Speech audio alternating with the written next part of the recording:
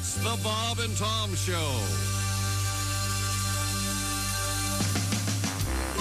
Whoa, I just love this time of year, don't you, Jer? I sure do, Dino. 'Tis the season. Check out those breasts. I like their size How about those legs? and juicy thighs. My tongue is flapping. Oh, stop your yapping. We're eating turkey. We invited our family. They only came here 'cause dinner's free. They really hate us. Pass the potatoes. We're eating turkey. Ivan. When we first saw that turkey, he ran around and clucked. Gobble, gobble. And when I pulled out that hatchet, he knew that he was Plucked. The wishbone. It breaks apart. pull on my finger. You'll smell a Ding. what a sensation It's flatulation. from eating turkey. Medic. Somebody light a match. I really love the white meat. It's great when you want a snack. They say once you've tried the dark meat, you never will go back. Ivan, I ate too much. It's time to leave. Oh, I drank too much. It's time to heave. Look out. We've eaten our fill. But all next week we'll be eating turkey. I'll be drinking turkey, Pally. That's wild turkey on the rocks. By the way, Dino, how was your date last night? Well, let's just say that I butterballed her. You mean she was ugly like a turkey? No, but she was a gobbler. I hope she enjoyed the stuffing. She lapped up the gravy, too, Pally. Hey, good morning. It's the Bob and Tom Show. We'll have Christy Lee at the news desk and Josh Arnold at the sidekick chair. Sure you will, right now.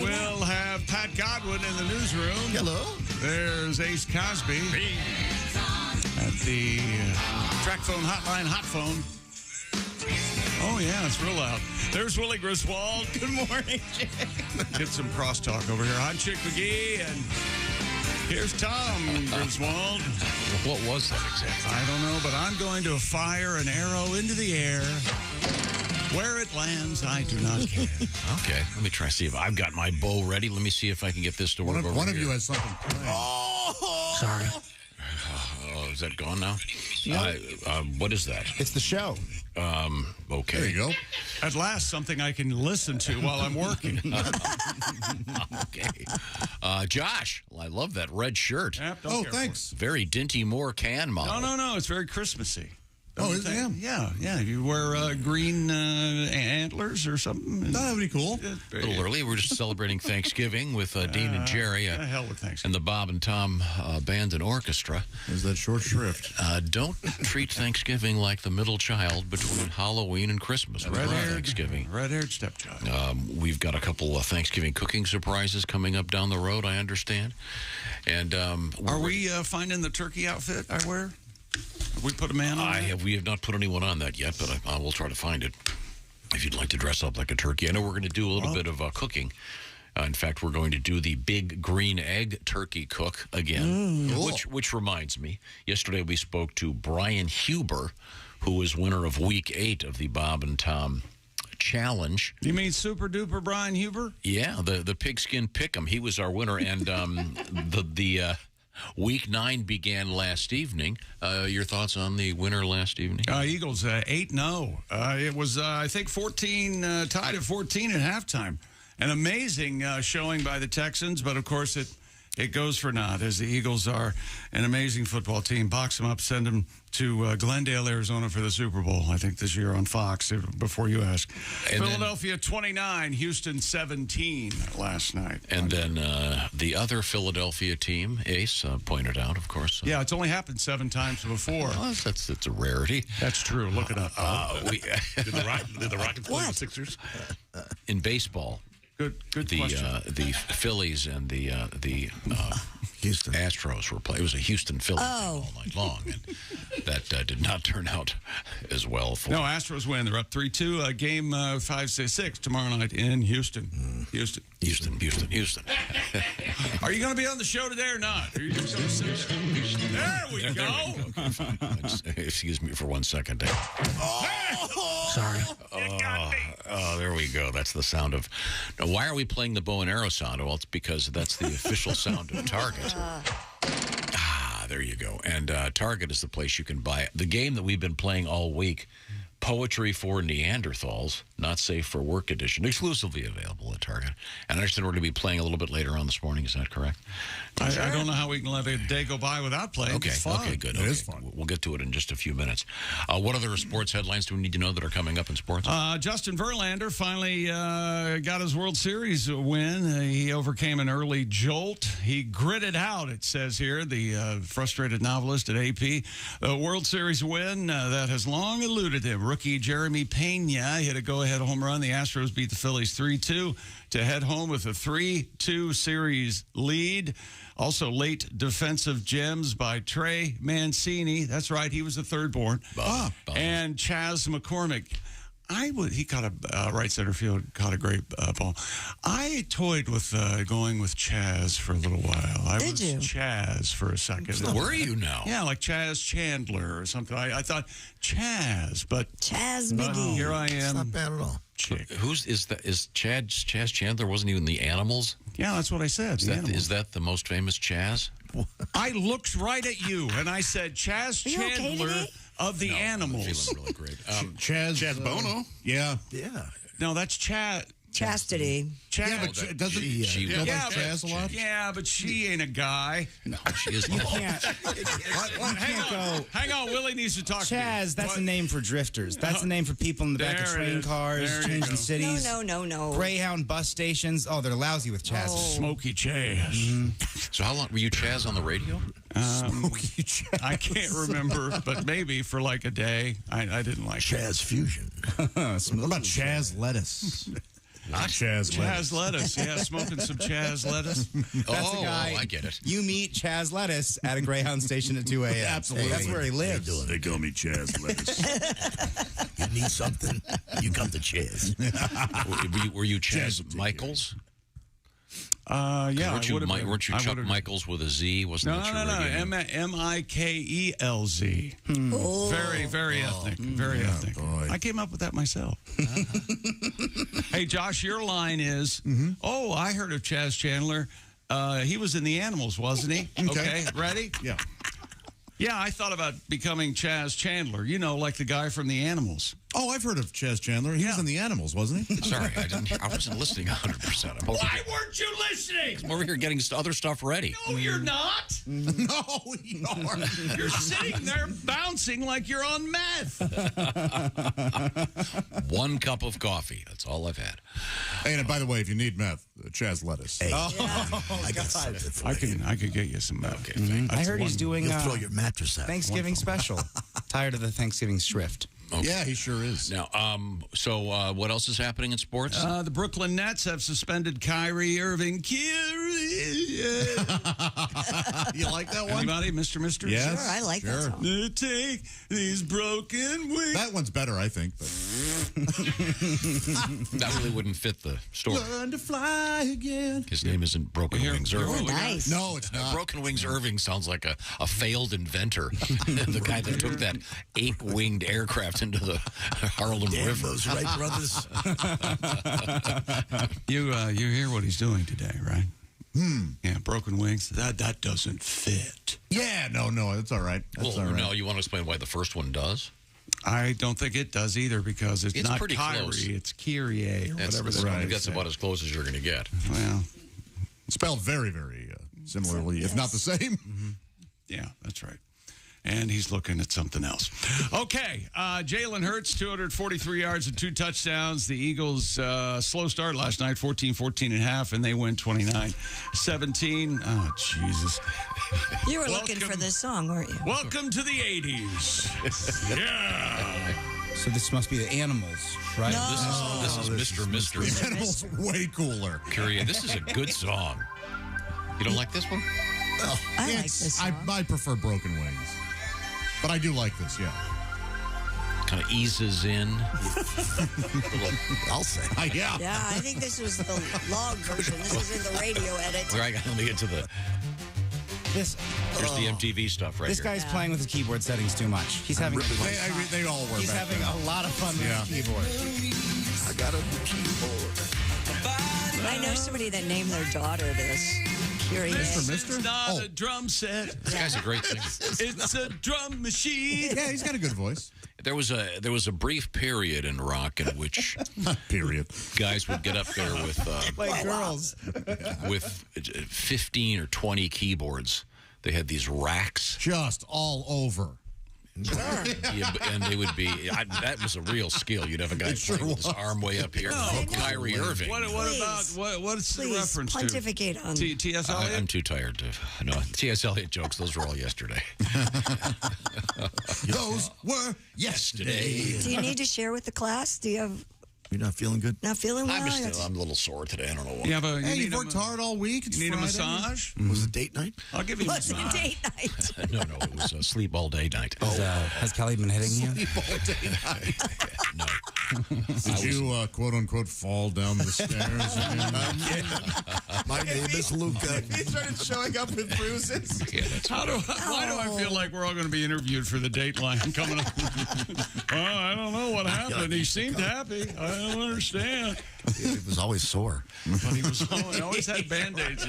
I'm not 100% today, so leave me alone. Okay. That's the answer. We got a cornhole scandal. We'll talk about that. Nobody wants a cornhole scandal. And this is the game. Yes. Yeah, Not the buggery. yeah, right. Sodomy. Yeah. And a couple world records are really not okay. Which came first, the name of the game, cornhole, or the other? We never called it that until post Beavis and Butthead.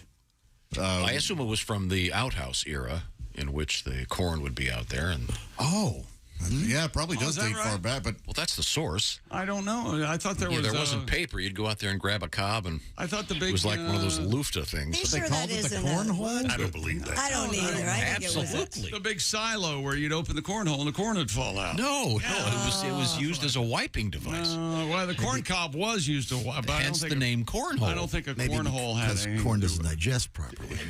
I don't think so. We always used boo-foo when we were talking about that. We never used cornhole. Okay, we'll get What to did you today's. say instead of cornhole or yeah, I'm talking about the bags game. regional? Oh, okay.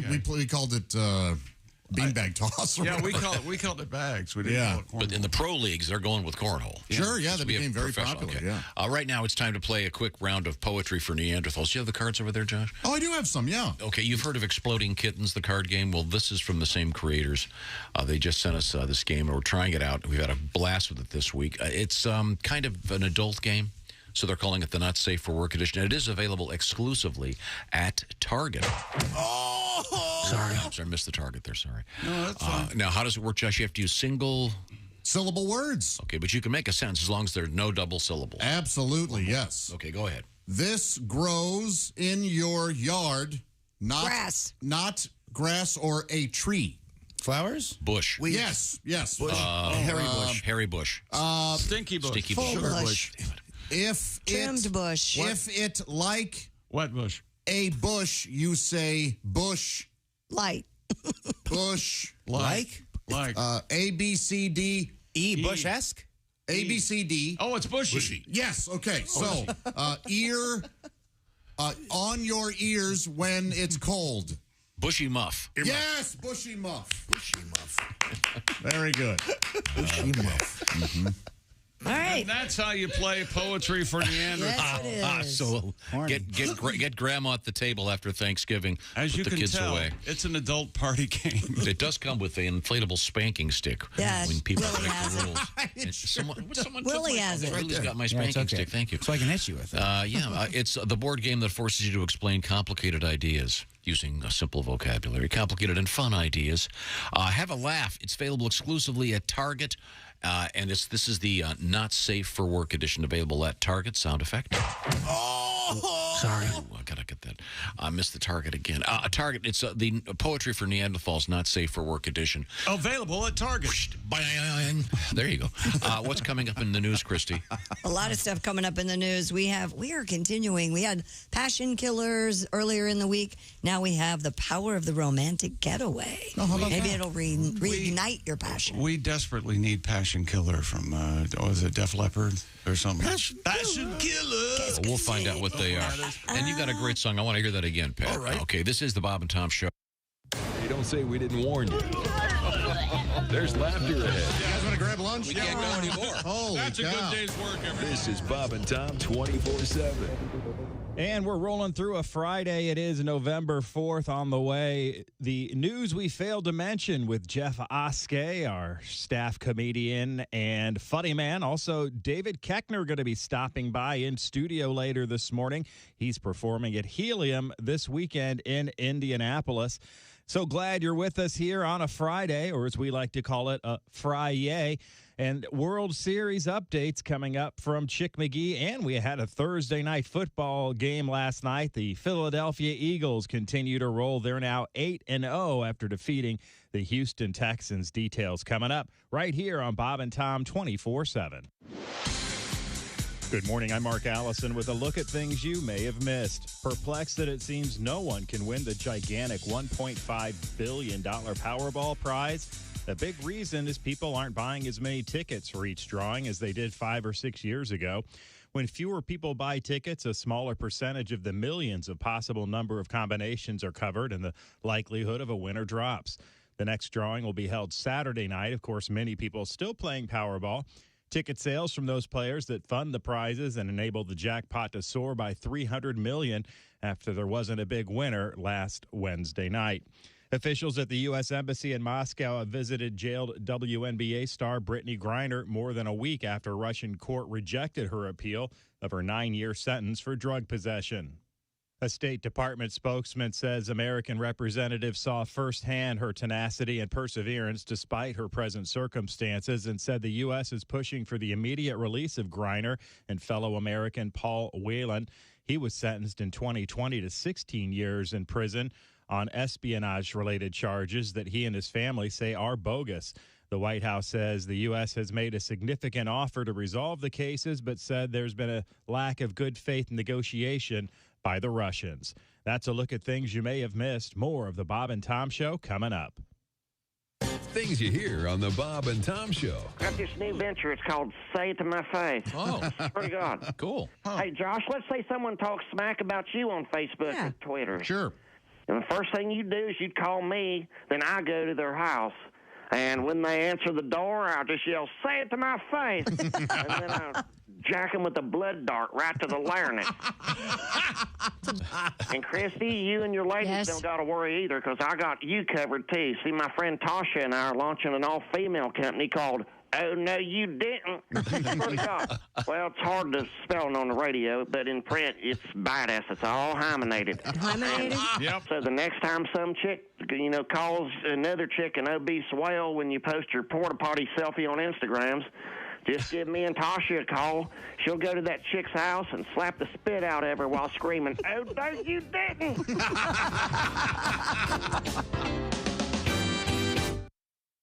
Hey, Shooter, it's Kenny Tarmac. Hey, we just landed. I'm an ORD, just got in from TPA through ATL. And hey, guess what else just landed? The Bob and Tom app. I know. Now, thanks to the Bob and Tom app, even if I have to go all the way from Foxtrot 20 down to Alpha 4, I can still listen live, see their videos, find an affiliate station, use the alarm, and even send a message. This is Kenny Tarmac signing off and reminding you, everything I touch turns to sold. Hi, everybody. This is Mark Sweeney, and you're listening to Bob and Tom 24/7. Now, Rick, you've got your stepdaughter as well. How old is she now? 9? She's 7. 7. She a dancer? Ooh. 7 and 10. Oh, will you stop? 7. I can't even have. See, I know. I have 2 girls. It's obvious to me I'm being repaid for years and years of sexist behavior, right? The zigs of the tables are turned, and now I'm the sweaty, palpitating dad. The kid at the door, knock, knock. Hi, Mr. Schrader, here to pick up my it's, I like your daughter very much. I own a van. Oh, God. It has the Kama Sutra bookmobile with it.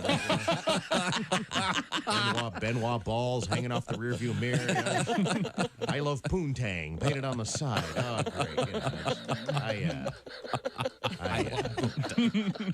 I guess I got a few years to relax. Yeah, you got a few. Yeah, as long as she's still, eating her boogers.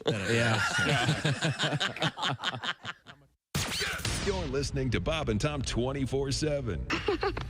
You're so weird. You have no idea. Essential Morning Radio.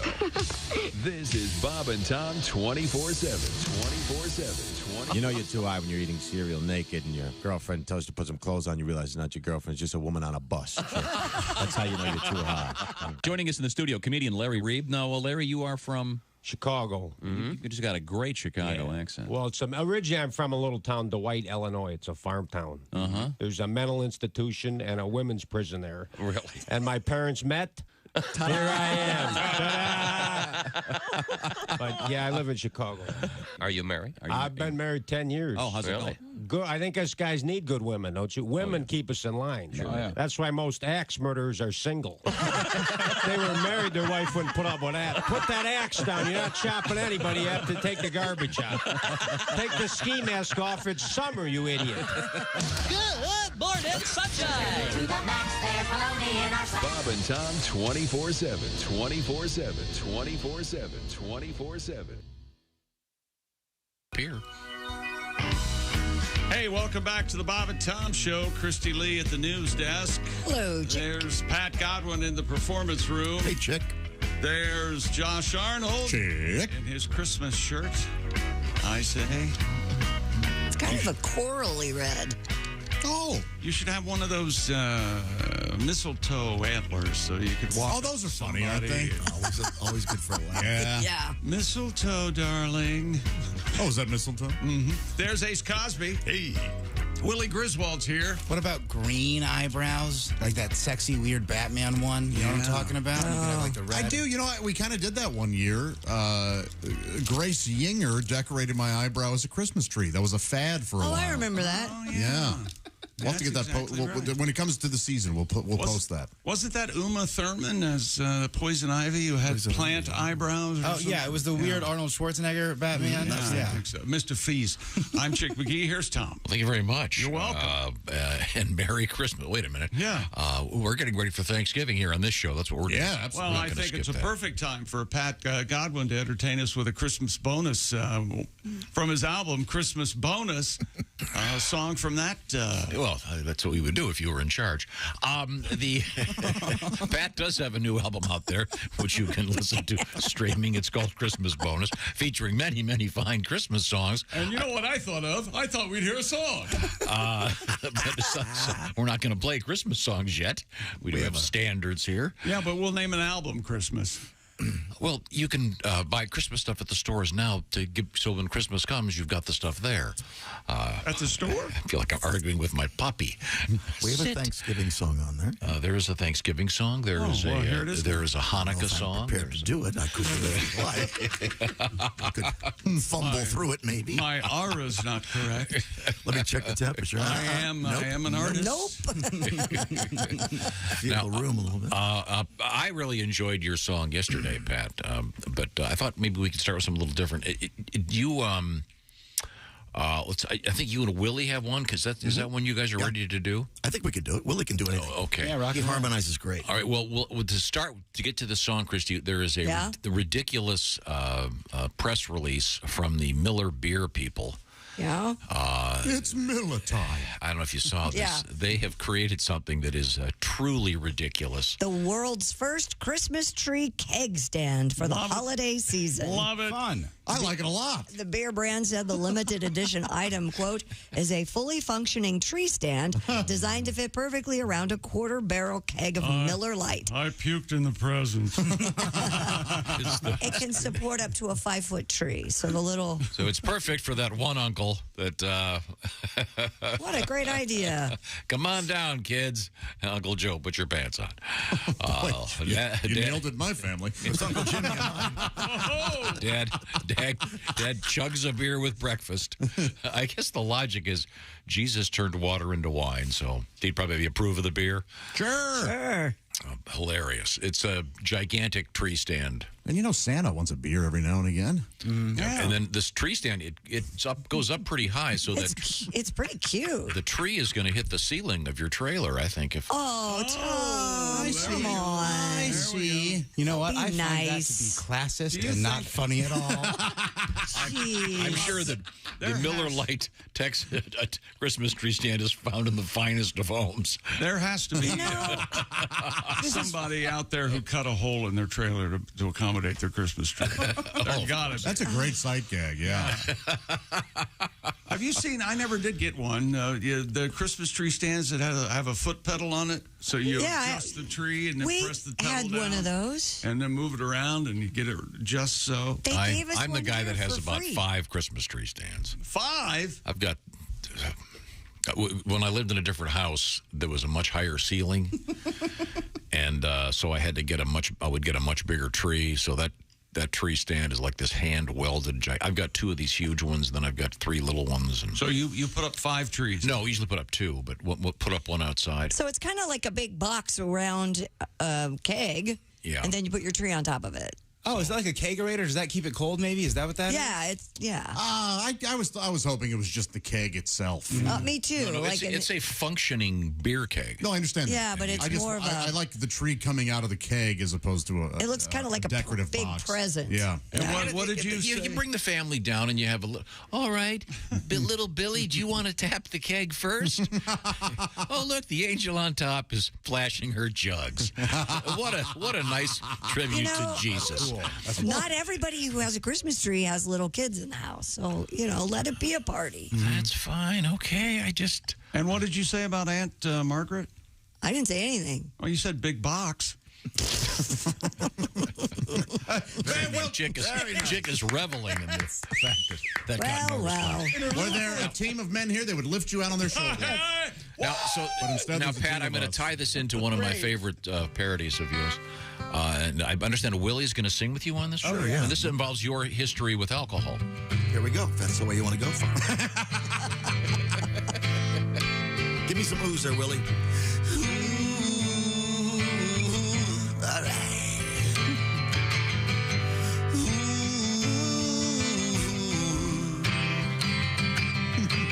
Policeman took my license off of me. Says I can't use it anymore. Doesn't sound like Axl Rose at all. No. I says I was drunk, too drunk to see. Now I'm walking to the liquor store. Walking to the liquor store. Walking to the liquor store. Very nice. Got my license back and switched to beer. No Irish whiskey anymore. But I totaled my car when I hit a deer. Too dear. Now I'm walking to the liquor store. Sing me out there, Willie.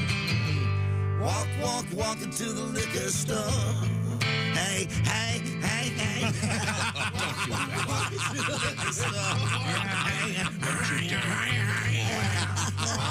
Walking to the liquor store. Walking to the liquor store. There. Yeah. Thank you very much. You didn't do the voice in rehearsal, and it really threw me. Wow, Yeah, you don't do the voice in rehearsal. If you've only heard the Guns N' Roses version of that, then you've heard the real version. Yeah. then you've heard the worst version of it ever. Oh, you went the other way. Go to the Bob Dylan version, and I'm surprised Bob didn't say, "Hey, look, fellas, I don't even need the money. Don't do that. Don't record that." Oh, I didn't mind I'm that sure at all. Bob took the money and bought a $10,000 harmonica and wrote a protest song with it. So we're all The man's brilliant, and Bob's song, Bob's version of that is the best. Sorry. If you've never heard the original, I highly recommend it. Now, thank you very much, Pat. That was fun. Now, we go back to the Bob and Tom Show sports page, commandeered by Chick McGee. That was fun. Well, that sounds like make it sound like I took over. No, I'm not supposed to be Because your team is the rightfully Commandeers, right? The Washington Commandeers. No, the Washington football team. Oh, okay. They're the Especially since Commanders. when Bezos and Jay-Z buy it, they're going to be the that's the new rumor. Washington. Oh, no kidding. They're going to be the Washington mother. Yeah, I think it's going to go for the highest ever. Close to $7 billion, if not Wow. just over $7 billion. You've got unlimited capital. In the Capitol. Yeah. Well, they think they've got it unlimited. Next April, remind me. Yeah, I think it's going to be a huge sale. Real quick. But I like your analysis. Then when Snyder sells Can they change team, the name if they buy it? No. When Snyder sells the team, He becomes. I was getting to it, Tom. Wow. Yeah, go ahead. No, I was trying to let you revive your joke. Oh. Another short guy with a boat. There we go. That's it. That should be a headline. You see how you wring all the fun out of that. So sorry. Instead of Continue your letting me frivolous just... activity. trying to let you get to one of your best lines of the day. Can someone intercede for me? He was actively saying, I was actually in the middle of it. I wasn't sure. And then what? I wasn't sure. What was it? I wasn't sure you'd picked up on. Did I tell you that I don't feel well? I didn't know if you picked up on my hint. Do you want to go take a nap? It's okay. You already did. I already took one. Oh, why? There's one missing? And now he's doing comedy over there. I wish everybody would acknowledge that. Thank you. He is really on fire. He's a brave man in this room. Big box. Anybody? You mean in a non-traditional way, in other words, without laughter. Well, you might call it an alt comedy set. But I am ready to pounce. I can tell you that. I know you're in a Pounce bad away. mood, but you don't have to make all of us in a bad mood. No, that's his MO. That's right. Move forward. Around here. And then where he backs up and goes, I don't know what happened to the show today. What did I lose? How did I lose all 6 of them? What happened? Chick was in a mood. Whoa, boy. How about that chick, huh? Pat's early song is a stinker. Christy, I thought it was a fair question. Could they change the name if they bought the team? But that's not up to the owners. Per se. I would think they would have to have some sort of meeting and vote. But considering what the Redskins went through to name it the Commanders, I doubt they But Bezos buys it. He can't call it stupid The question. Amazonians or the Prime. Well, I'm just Real saying people dumbass with question. a lot of money have a lot of ego. Yeah. I was reading a story yesterday about the Pelosi situation, and it's Zuckerberg Hospital in San Francisco, so it's kind of... Mark Zuckerberg? Yeah. Oh, no kidding. I would think, right? Who I mean, else? right there. Yeah. Maybe he donated enough to get his name on that. His name on the hospital. When you get $1 billion when you're 28, you got to do a few good things, right? Yes, of course. Yeah. When you're busy ruining the world, you want to have a hospital here and there. Sorry, Mark. Still going to hell. I like that. Is that sports? No! We had a World Series last night. Astros win 3-2. Justin Verlander overcame an early jolt to grit out that World Series win. How's he going to celebrate, I wonder? It eluded him. Poor guy just has to go home alone, watch some TV or something. Yeah. What do you think, Chick? Well, I bet he's just going to sit by the pool for a couple hours and watch Kate romp for a little while. And then... Oh, is that his Hey, girlfriend? man, why don't you It's his wife. Kate Upton? Kate Upton is his wife. Jeez. I'll just walk around the living room a little bit. Game. Doesn't Billy Joel have a song about her? Kate Upton? Oh, Upton, girl, yeah. Upton girl. That's fun. Work on that, Pat. Sure. Welcome to the show, Tom. And tomorrow night's Game 6 with Zach Wheeler towing the slab for the Phillies and Framber Valdez on the bump for the Astros. That's such an unusual name, Framber. That is weird. Framber. It sounds like a move in gymnastics. Yeah. Well, it was the first time anyone had done the Framber without using their legs. It's a Bye Hyman, if you know what I mean. It's a family name. Framber, that's unusual. That's a family name. I can't stop. You cannot stop the kid from Ohio this morning. By the way, Bye Bye Hyman was a really good musical in the early 60s. Yes. Bye Bye Hyman. Bye-bye. Call in, still in it. It's a pretty fun role for him. He has a good time. Sorry. Dear Radio Pussies and Christy. My gosh. The fact that Tom believes that Bob Dylan listened to the Guns N' Roses version of Knock on Heaven's Door and Dylan had a problem with the vocals of all things possible made my morning. As if Bob doesn't sound like a congested cow. This is from Jay. Way to go, Jay. Piqua, Ohio. That's true. Jay's a genius. Jay, thanks, Jay. Thank you, Jay.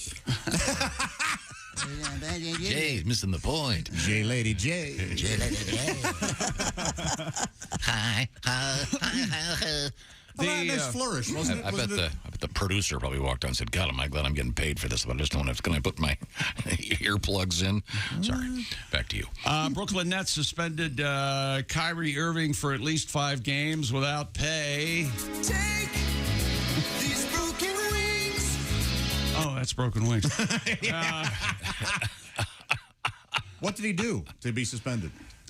There was he released a video controversy. Yeah. Oh, it was yay-esque, wasn't it? Anti-Semitic tropes. Yeah. So he's an incredible. That's right. And the Eagles are 8-0. They overcome a slow start, but beat the Texans in Houston last night, 29-17. More sports coming up, including the St. Louis Blues in action last night. Well, they were in the building. That means, of course, we'll play the St. Louis Blues theme song. Oh boy! Yeah. Also coming up, will humans be deformed in the future? Deformed? What? Yeah. So not evolved in any way, but deformed. Yeah, that's a real news story. Oh my God! With weird little arms. In fact, I don't know about people listening, but I'm not going anywhere. And we may be getting a second eyelid per eye. So is that the deformed part? like sharks. That's just part of it. Yeah. Don't they have that? It's pretty cool. Something does. It's a study of the future. Right now, in the present, we know one thing. What? And that is that Roman has become the digital health clinic for men. And a little footnote here, 52% of guys over 40 experience some form of ED, erectile dysfunction. And Roman is out there to help. They offer genuine FDA-approved medication for as little as $4 a dose. And there's no waiting room and no hassle because it's a digital health clinic. Straightforward, convenient. You grab your phone, grab your laptop. You go online and get hooked up. It's a free visit, by the way, with a U.S. licensed healthcare professional at Roman. And they'll work with you, see if you are indeed a candidate for these miraculous pharmaceuticals. If the medication is appropriate, Roman sends it famously with their free 2-day shipping, and everything arrives in a discreet package. So right now, Roman has a new address and a new offer for you. For Bob and Tom Show listeners, use the link to get 20% off your first order. You go to ro.co/BT show. So as I said yesterday, it's like that poem, Be Kind, Rewind. ro.co/BT show. How about that? ro.co/BT show for 20% off. Easy to remember, ro.co/BT show. Once again, $4 a dose from our friends at Roman. Tell them the Bob and Tom Show sent you. When we come back, we have horses in the news. We've got vacation love.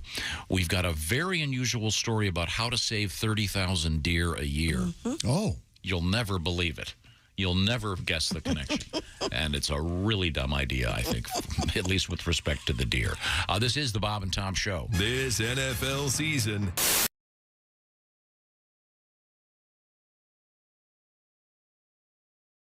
Hi, everybody. Chick McGee here from the Bob and Tom Show. I want to tell you about the NFL season coming up. We got together with the folks at Big Green Egg, and each and every week, you're going to have a chance to win a Mini Max Big Green Egg during the Pigskin Pick'em program on the Bob and Tom Show.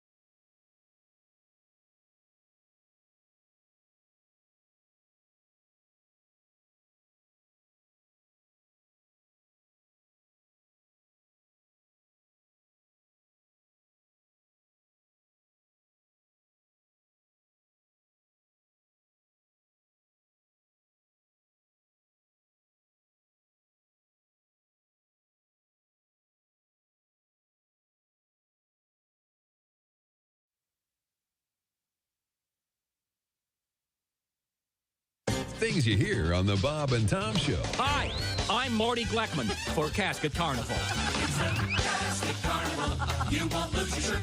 It's a Casket Carnival.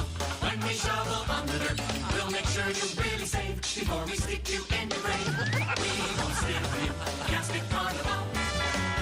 We've got lots of games and prizes, and since many of our coffins are scratch and dent or gently used models, we pass the savings on to you at Casket Carnival. And don't forget to say hello to our lovable mascot, Embalmo the Clown. Hey, yeah, there. Thanks for coming to the Casket Carnival. You're really gonna dig our prices there. Don't forget to ask about our layaway plan, huh? Hey, geez, what's wrong with these people? I'm dying up here, huh? At the cremation station, we want to earn your business. You know, sometimes I wish I were dead. Hi, this is Dr. Will Miller, and you're listening to Bob and Tom 24/7, which begs the question, why do you need Bob and Tom 24/7? Thanks so much for listening to the Bob and Tom Show this morning. You can see the Bob and Tom Show on our YouTube channel anytime, even right now. Well, of course, we're in a break right now, but just go to YouTube and search the Bob and Tom Show, and when they come back, boom, you'll see the staff, the cast members all in the studio having fun this morning on a Friday. There's Ace Cosby at the control board, Willie Griswold, Tom Griswold, of course, Pat Godwin in the performance room. Have you ever seen Pat? He's a handsome man. And he's got the #1 comedy album in the country.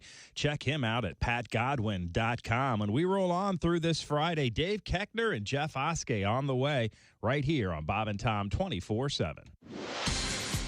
Hi, everybody. Christy Lee with your Bob and Tom News Update. House Speaker Nancy Pelosi says her husband is out of the hospital. Paul Pelosi does remain under doctor's care as he continues the long recovery process and convalescence he'll need from the hammer assault last week. Mr. Pelosi was treated at Zuckerberg San Francisco General Hospital and Trauma Center. The House Speaker did thank the 911 operator who sent police to the Pelosi home, as well as emergency responders and hospital doctors and staff. The third largest lottery prize in U.S. history has folks across the country clamoring for a chance to win the mega jackpot. But in the 5 states without a lottery, envious bystanders are crossing state lines or sending ticket money to friends and family hoping to get in on the action. 5 states, Utah, Nevada, Hawaii, Alaska, and Alabama, suffer from Powerball envy. And Elon Musk wants to change how Twitter doles out its checkmark badges for verified accounts, while the blue checkmark is at times viewed as an elite status symbol for the rich and famous. Its purpose has always been to ensure that people and accounts tweeting are who they say they are. While Musk's exact plans are not clear, experts are raising questions about the consequences of having a paid verification system.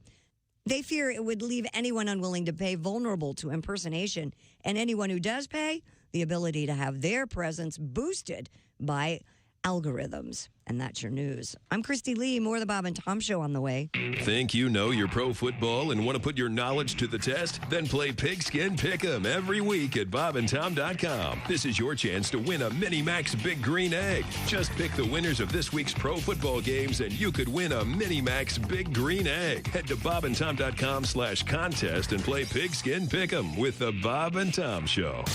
You're listening to Bob and Tom 24/7.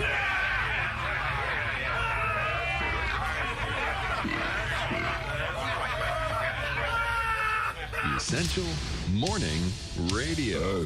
This is Bob and Tom 24/7. 24/7. 24/7. Comedian Renee Hicks has joined us in the studio. Morning, Renee. Good morning. Quite the sportswoman, I can Oh, tell yes, from your yes, yes. And we were talking conversation. about the WNBA. I just want to know, like, will there be, like, feminine hygiene commercials, like, sponsoring it? Because I think those things got to go. They're just too damn nasty. I mean, they got to stop. They got to stop talking about women's genitalia. I mean, and these women talking about douche. We don't do that, men. We don't go to the beach talking about douche. You don't? You know? No, we don't. And see, I never want to see a black woman do that. Mhm. Because they would have her just acting crazy, just walking along going, oh, girl, I ain't seen you in a... Damn, Shaniqua, is that you stinking like that, girl? Well, you need to douche your nasty ass. There's a whole family of seagulls following your nasty ass. Damn. So I don't ever want to see that. Hey, don't say we didn't warn you. Oh, my God. There's laughter ahead. This is Bob and Tom 24/7. Morning, Bob and Tom Show. Hey, boys, this is the Pope. Hey, your pontiffness, how are you? Can you guys hear me okay? Yeah. I'm on the Pope phone in the Pope mobile. We were talking about road rage. Well, you just got to learn how to calm it down. Uh-huh. Take it easy. We all are brothers out here. Yeah, that's right. Hey, idiot, it's the one on the right. You step on it. Wow, even the Pope. That's the trick is to kick back and relax, maybe Sure. pick up some tunes or whatever. Well, you're a very... Hey, Grandma, it's a green. Hey, the horn blows. How about the driver? Bob and Tom.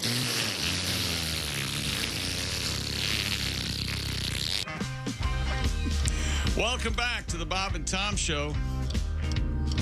Christy Lee and her rayon animal print. Hi. There's Pat Godwin in the performance room. Hey, chick. There's Josh Arnold. Chick. There's Ace Cosby. My buddy. Manning the track phone hotline, hot phone. You know it. There's Willie Griswold. Chickster. I'm Chick McGee, and here's Tom Griswold. Well, I want to hear more about this cornhole controversy. A little under the weather. I'll be okay. Big news in the world of cornhole? Nope. NHL last night. That means only one thing. I mean, I have time to do some more editing. That's right. Why are you talking about their game? Islanders lost last night. No, they didn't. 5-2. The St. Louis Blues lost last night 5-2, which is the NFL equivalent score of 68-0. Not really, but I mean, yeah. The world of professional cornholing, Tom. There, happy, Pappy. I love this story. Do you remember when I did it yesterday and he poo-pooed it? And now he loves it. He loves it. No, it's just that we've had cheating in the last few weeks. There's been a cheating scandal in chess. Mm-hmm. And now in cornhole. Fishing, yeah. In fishing. Oh, yeah, fishing. I forgot about that. Raising a country of cheaters. In Maroon 5. Yeah. I mean, it's just cheating. That's right. Yeah. I can't Damn, even listen Adam. to Sunday Morning Rain is Falling anymore. It doesn't feel the same. Adam Levine. You ever heard your favorite, remember, Maroon 5 song? Oh, it's Secret. Begins and ends with Secret from Songs About Jane. Oh, that's the best album they've ever put out. Very fine music, certainly, but they're not playing cornhole. What are they doing? What is it? They're not playing cornhole. Oh, geez, cornhole. That's right. The Wall Street Journal, of course, they lead the country in cornhole expose. Of course they do. Reported that the incident occurred back in August of 22. The ACL, that's right, the American Cornhole League. Oh. And the World Championships held, of course, in South Carolina. Competitors tossed beanbags into For those of you who don't know what cornholing is, it's where competitors toss beanbags into slanted boards 27 feet apart. Oh, okay. That's one of the meanings. Compete for a $15,000 prize. What's the other meaning, Tom? Reaming out ones. Oh. And if you play it right, yeah, it makes a noise, doesn't it, Tom? Sounds like this.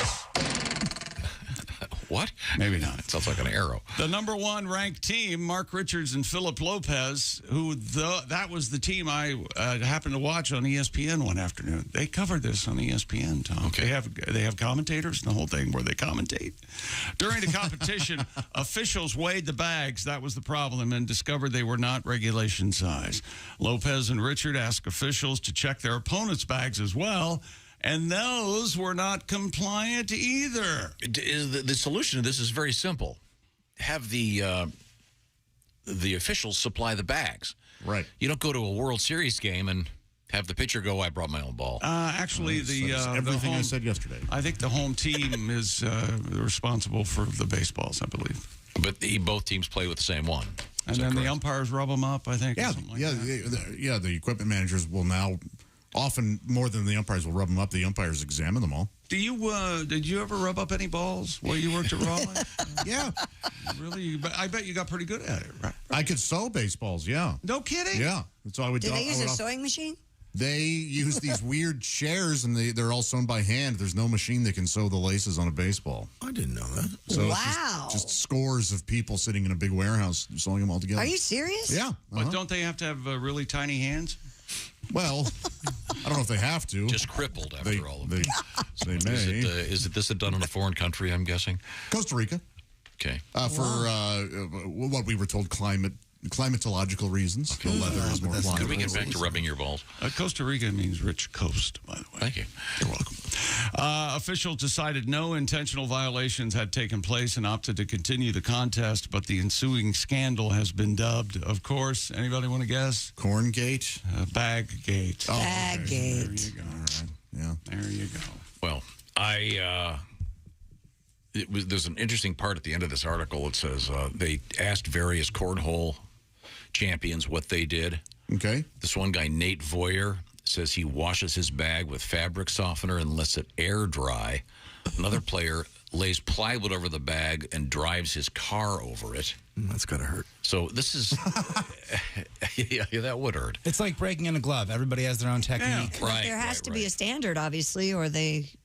Well, doesn't it just have to be a certain weight? Yeah, I mean, that's it. Just the weight. Any chef or local drug dealer can get them a scale, and they can fix this really quickly. Cornhole bags, according to ACL regulations, must be 6 by 6 when laid flat and weigh 16 ounces. That's a pound. All right. With slight specified variations tolerated. There's your fly in the ointment. So, do they check for steroids with the cornhole guys? Just asking. I don't know what would make it easier to throw cornhole, I guess. I think a lighter bag would maybe throw you off. I don't know. It has to. Right? And I would think it wouldn't go as also, when far, it hits the wood, do you want it to be slippery? Yeah. Yeah, I think you want it to be able to just sliding in is good. Yeah. Grip. Okay. Hence the fabric softener, I would guess. Okay. Yeah, you couldn't play cornhole. Maybe not too slippery, though. I don't know. This isn't as cool as the chess thing. Well, that's not cool at all. There's nothing cool about that. This story had the cornhole bags up the butt like the chess thing with the angle bees. That'd be a much better story. For that offer, you think? Hey, where's your cornhole bag? My butt. It was up your ass, you know where it was. It is. And whoops. Coming up in the news, we have why didn't that guy just go to a prostitute, the chess guy, and have her stick a vibrating thing up there? It wasn't about the sexual aspect of it. It's got to be a little bit about Well, I think that is a little bit. But it was more about cheating at getting the win. Now, we have coming up deer in the news in a very unusual way. Oh, dear. They're talking now. You believe this? We have caffeine and pregnancy coming up. And the famous dog show is moving. We'll tell you about where the Westminster dog show is going when we come back. No longer in Westminster? Pardon me? No longer in Westminster? The Abbey? Yes, right. And we have Well, somebody crapped on King Henry VIII. daylight savings news today coming up. This is the Bob and Tom Show. Text us at 888-262-8661. More Bob and Tom next. State law.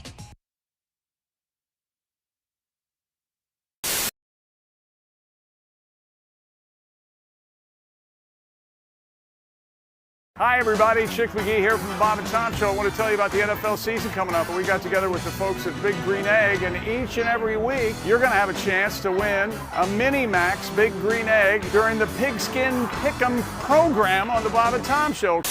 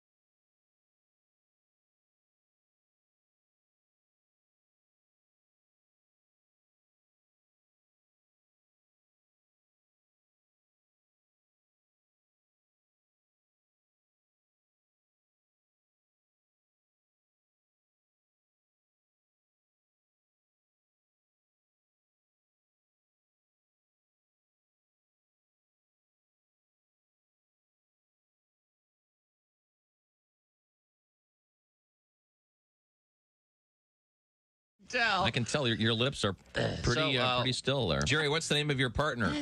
Timmy. Timmy? It's Julie. Can Timmy? Can Timmy speak into the phone? Hand him the phone.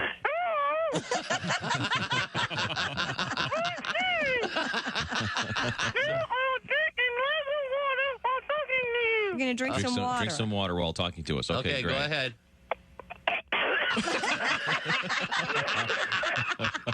I'll have to call you back. Hi, this is comedian Rob Haney, and you're listening to Bob and Tom 24/7. Hey, Donnie Baker is out on the road, ladies and gentlemen. Coming up tonight, the Comedy Caravan in Louisville, Kentucky. Saturday night as well, a double dip by Donnie Baker. Then next weekend, Donnie will be at the Funny Bone in Liberty, Ohio on Friday, November 11th and Saturday, November 12th. Set your calendar. Get your tickets. Did I say colander? I meant calendar. Boy, it's hard to talk in the morning, isn't it? Maybe I need another cup of coffee. Check it out at DonnieBaker.com. And you're listening to Bob and Tom 24/7. Good morning. I'm Mark Allison with your Bob and Tom sports highlights. Justin Verlander overcame an early jolt to grit out the World Series win that has long eluded him. I bet he celebrated with his wife. Rookie Jeremy Pena hit a go-ahead home run, and the Houston Astros beat the Philadelphia Phillies 3-2 to head home back to Houston with a 3-2 series lead. In other sports news, Jalen Hurts threw for 243 yards and 2 touchdowns. The Philadelphia Eagles overcame a slow start and got a 29-17 win over the Houston Texans on Thursday Night Football, giving them the first 8-0 start in franchise history. Hurts lost a fumble in a forgettable first half, and the game was tied at halftime. But C.J. Gardner-Johnson grabbed his NFL best and career-high 5th interception before Hurts threw a 17-yard touchdown pass to A.J. Brown to give them the lead in the third quarter. That's a quick look at your sports highlights. More of the Bob and Tom Show coming up. Bob and Tom, 24/7. Oh, yeah. Life's too short to hang out with a bunch of ass bags. That's the one. I love that song. And we're way too young to waste precious time with dickweed.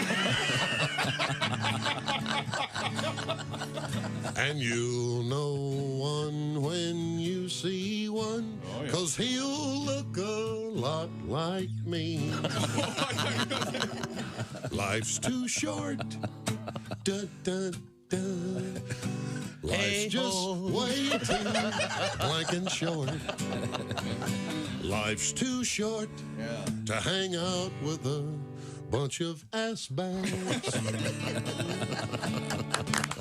Bob and Tom. well-meaning, but Yeah, they're all messed up. more than slightly confused. With us in the studio, comedian Chaz Elsner. Chaz is an actor and a comedian, but a long time ago, he was a clown in the Ringling Brothers Barnum and Bailey Circus. Yes. And you indeed are a graduate of the famous Clown College. Which is now defunct. Which is gone. Yeah. But very tough to get into. Yeah. Very tough. Especially now. Thanks, Chick. Good observation. Thank you very much. Had a couple questions about Clown College. It's interesting to me. Yeah. Well, what are some of the courses? I mean, What was they your have mascot? Balloon blowing, or You had balloon blowing. Wait, you hang had. on a second. Wait, Bob has did you have a mascot? No, we didn't. But that would have been funny, wouldn't it? Mm-hmm. I wish What I would was a be a little more clown? Big prepared. banana. Yeah. Yeah. Probably maybe have something really straight, like the mascot's a guy in a suit. Yeah. Yes, sir. You have to provide your own explosions. Yes, I was making $130 a week. Out of that came taxes, my union dues, and There's a clown union? Clown union? no, it's called AGVA. Is the union. Can you imagine if they were on strike, though? Clown union? Funny. The picket lines. And, Yeah. Be noisy. And what then- do we want? When do we want it? eyebrow dandruff. That's disgusting. Is that a thing? I'm not proud of it. There was, Why would you bring that up on the air? I didn't.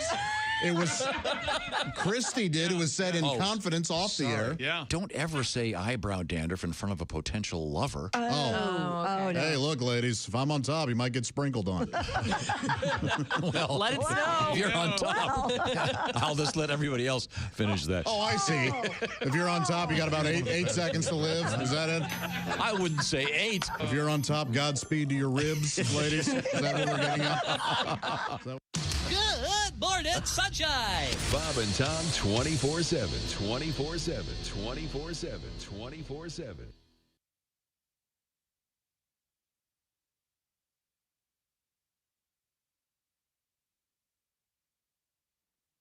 .com. Hey, welcome back to the Bob and Tom Show. At the news desk, the Poetry for Neanderthals Not Safe for Work edition news desk. It's Christy Lee. Hello, Chick. There's Pat Godwin in the performance room. Hey, Chick. Hey, there's Josh Arnold. Hi. Being Josh Arnold. There's Ace Cosby. Hey. Manning the track phone hotline, hot phone. There's Willie Griswold. Good morning. I'm Chick McGee, and here's Tom. Thank you very much. We're once again wading through the world of sports. We have some interesting sports stories coming up, including dog show news. And you're giving me the look. What do you got over there? The Westminster Kennel Club Dog Show is moving to a new venue next year, the home of tennis's U.S. Open. The Kennel Club announced that Canine Champs will take over the USTA Billie Jean King National Tennis Center on May 6th. Can you just see? Wouldn't it be great if just all the tennis balls spilled out? All those dogs. They would lose their mind. Fetch. Can the dogs wear little Rolexes like the tennis players wear? That would be very cute for me. You know, I don't think you could. The best trained dog cannot be stopped from chasing a tennis ball. Oh, it'd be great. It'd be so funny. Yeah. They'll have to do some kind of stunt with Is the that tennis an balls. outdoor venue? Yeah. It's entirely outdoors, right? Yeah, that's going to be weird. Yeah, what if it rains? Yeah. With dogs. I thought there's a roof on it now, no? There is? Let me check. Roof. Oh, thank you, Pat. The mail gets delivered and they all just chase a mailman like a cartoon. Maybe you should have said DiMaggio instead of roof. Classic. The event took place at Manhattan's Madison Square Garden for decades before the pandemic prompted the dog show to move outdoors. It found a home at a suburban estate and shifted from winter to June for the past 2 years. The Kennel Club said next year the top dog will be crowned in the center court, Arthur Ashe Stadium. There you go. Oh. That's the U.S. Right. At least when the retrievers are out there, somebody heave a tennis ball for them. Little big sweetie. Also, just not have the dog show. That could be a thing, too. What the hell's wrong Save a with lot. you? I love the dog show. Oh, look, that one looks just like every other retriever I've ever seen in my life. Josh. You can't go to a dog park. I'd rather watch them play and have fun. It is march around in a circle. Yeah, Another poodle. Get their asses looked at. The judge gets kind of handsy with them every time. Yeah. Hey, leave his balls alone. And then, and plus, I don't think if you take a crap, if a dog takes a crap, it's eliminated. No. There should be a crapping contest where they measure it. Well, this year it looks like the Mastiff is once again the big winner. Every year. Although they've been accused of adding corn, and the judge is inspecting. Josh, one farther, you can bet on which quarter of the course that he craps in. So if it's like the northwest corner, that's 1 to 4 odds. You're going to make a lot of money. No, don't they have like cow bingo? Exactly. Cow bingo. That cow bingo they should do that with the dogs. I'm putting 100 on Brown. Know what I'm talking about? Yeah. Now, any luck finding out if that's a... Yeah, there is a retractable roof on Arthur Ashe. That's what I thought. But it's in the same place where Billie Jean King Stadium is, which is open air. But I think this is going to be in the Arthur Ashe Dome, or whatever it is. That's exactly That'll be fun. Hope they clean it up for the tennis match. You know what I'm saying, Josh? Oh, yeah, you don't need those Guy players. pulls his ACL or that Mastiff crapped. Thanks to Josh for his dumb idea. Yeah, this will be the last time we have the crapping contest. And I still don't think a golden retriever's won best in show. Have they? Ever? I don't think so. Really? It's always something. They win the best at my show. In my house. Scientifically bred. Affront to God. You know why they don't have a cat show like that? They do. Because nobody wants to go see it. They have cat shows. They have cat shows. They do? Hell yeah. And they hold them up. The way they hold them up, it's hilarious. Best cat and show. You never seen that pussy parade? No, I never have, sir. Well, hey, move on. I never have seen that parade. Now, wait a minute. Am I going to be blamed for that somehow? Yes. All right. Stupid world record. Pat Godwin? Yes? A theater company in the UK. My father probably knows them well. They broke the Guinness World Record for the largest cardboard sculpture with a giant Trojan horse. What? So it's a Trojan horse made out of cardboard? Yeah. Cardboard. Yeah. The organization known as Animated Objects constructed a biodegradable Trojan horse measuring 23 feet by 55 feet that is over 25 feet tall. Lee Threadgold from Animated Objects told the Scarborough News. We hope it will inspire young people to explore how engineering, maths, that's what they say in England, maths. It's not just math, it's all the maths. Design and large-scale art can be combined to create wonders of their own. It's a wonder, Tom. Yeah, what do you do with it? I mean, you can't put it outside. It's made of cardboard. So I guess you have a really big theater, huh? There are no small theaters, just small actors. Only small actors. Wait a minute there. Has anybody ever made a Trojan horse out of condoms? What? I don't know. They should. Why would you do that? Well, Trojan. The brand. That'd be a great ad for the Trojan people. You have a giant Trojan horse made out of condoms, and you open it up, and babies come out. And they go, whoops, surprise! Some have bad holes in them. Shouldn't the guy from Troy, right, be credited with the Trojan horse? It's a pretty good idea. Oh, it was effective. Yeah, it worked. Once. Right? Yeah. I mean, there's a giant wooden horse out here. We can't fall for that again. I'm sorry. That's really cool. We're bringing it in. There's no way there'd be anybody hiding in there. No. Well, we can check. I don't know why are there air vents in that thing? Why do you hear people shushing? So Stupid world record. That's right. We got another one. Over 170 people have broken the Guinness World Record. That's your computer, Tom. Sorry. For the largest gathering of people. Now, I want you to stop here in a second. In a second. Before you give the name, I want you to let people try to guess. Oh, my goodness. Largest gathering of people, 170 people with the same... last name. I'm going to go first and last name. First and last name. Very good guess. And I think this record's bogus.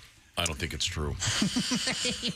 Is it like the Tim Smith convention? John Smith. Or something? Well, isn't there a Bob Smith convention where they get 1,000 guys every year? This is 170? 178 people, according to a report. Who showed up? all with the same name. First name, Hirokazu. Okay. Second name, last name, Tanakas. And where's this? Some as old as 80. You're not going to tell me Des Moines. They met in Tokyo. In the Shibuya, Shibuya district to break the previous record set by 160. The previous record belonged to 164 people named Martha Stewart. No. Isn't that something? But isn't there a Bob Smith convention every year where they have... I think it's just a Bob convention. No, it's Bob Smith. I don't think it's Smith. Is it? Wasn't Bob. the Wolfman's real name Bob Smith? Hello there. Oh, yes, hi, it Wolfman. was. Yes. Isn't the Bob Smith convention take place right after the Pussy Parade? Well, you double down on it. If it doesn't, it should. Do you know what you call a group of people with the same name? What? Say they were named Bob Smith? Yeah. A Jingleheimer of Bob Smiths. Hey, that's my name, too. Yes. The event was That was organized by 53-year-old Hirokazu Tanaka of Tokyo. We need a hero, Kazu Tanaka. Shut up. Founded the same name association of Hirokazu Tanakas. I love a gyro with Hazu and Kanakas. So good. Let's get I got an extra Kanakas. Oh, yeah, the white garlic sauce? Yeah. Get a load of this. The organization hopes to raise awareness of how people can become friends by having the same name. Oh, wow. Anything about world peace? Yeah, they're really tackling. Isn't that naturally just going to lead to nationalism and division? I don't understand. I don't get it at all, but they're okay. Well, I hope they enjoyed themselves. A nice time. Plus, it's only going to lend itself to typically one sex meeting. You know, it's this is a sausage fest. Well, we're all named Bob. I hate it. Whenever I meet another guy with my name, I get the Willies. I just hate it. Although Bobby, there are Bobbies. I wonder if that counts. Oh, I'm sorry, Willie. It was nothing. Yeah, I didn't. You're right. I was right to ignore it. I mean, it was no Pussy Parade. Well, mine had subtlety. What did you have about the Bobbies, my friend? No, there are women named Bobby, so I don't know if they could go to the Bob convention. Hirozaku Tanaka. So that's like being named Bob Smith. Yeah, apparently. One of my favorite sushi chefs is named Tanaka. Tanaka-san. He's not your friend? Yours not a friend? No, he's a Is that sushi his first chef. or last name? I think it must be his last name. I don't know how they... Well, if you were friends, you'd know. Who's the chef just under him? Is that the sushi chef? Bravo. Sushi. Okay, thank you very much. You're very welcome. What's coming up in sports? I don't think anything. Okay, good. How about Pokemon cards? Okay, good. How about that? Pokemon cards. How That's about a Pokemon sport? card? Yep, Pokemon card. Okay, coming up, a fascinating story about daylight savings time. They've canceled it this year. Isn't that something? So mark No, your they calendars. haven't. Stop. Oh, I'm wrong. It's this weekend. And You're going to be late for work. Story about really early. Here's open. sleeping could cause you to go blind. What? Man, if you don't open your eyes back up. I may be reading the headline wrong. Plus, future deformities in human beings. That's creepy. And Harry Potter stuff. It's all happening. But right now, it's what could be better this weekend than nice fall weather and Omaha! I got those Omaha steaks on the grill. Maybe an Omaha steaks lasagna in the freezer. What's going on over there, Josh? That's exactly right. And I'm going to tell you what I'll do with my Omaha steaks this weekend. I'm going to grill them up and I'm going to eat them up. I'm going to grill them up and I'm going to eat them up. It says here to go on for 6 more minutes. Oh, okay, go but ahead. I'm not going to.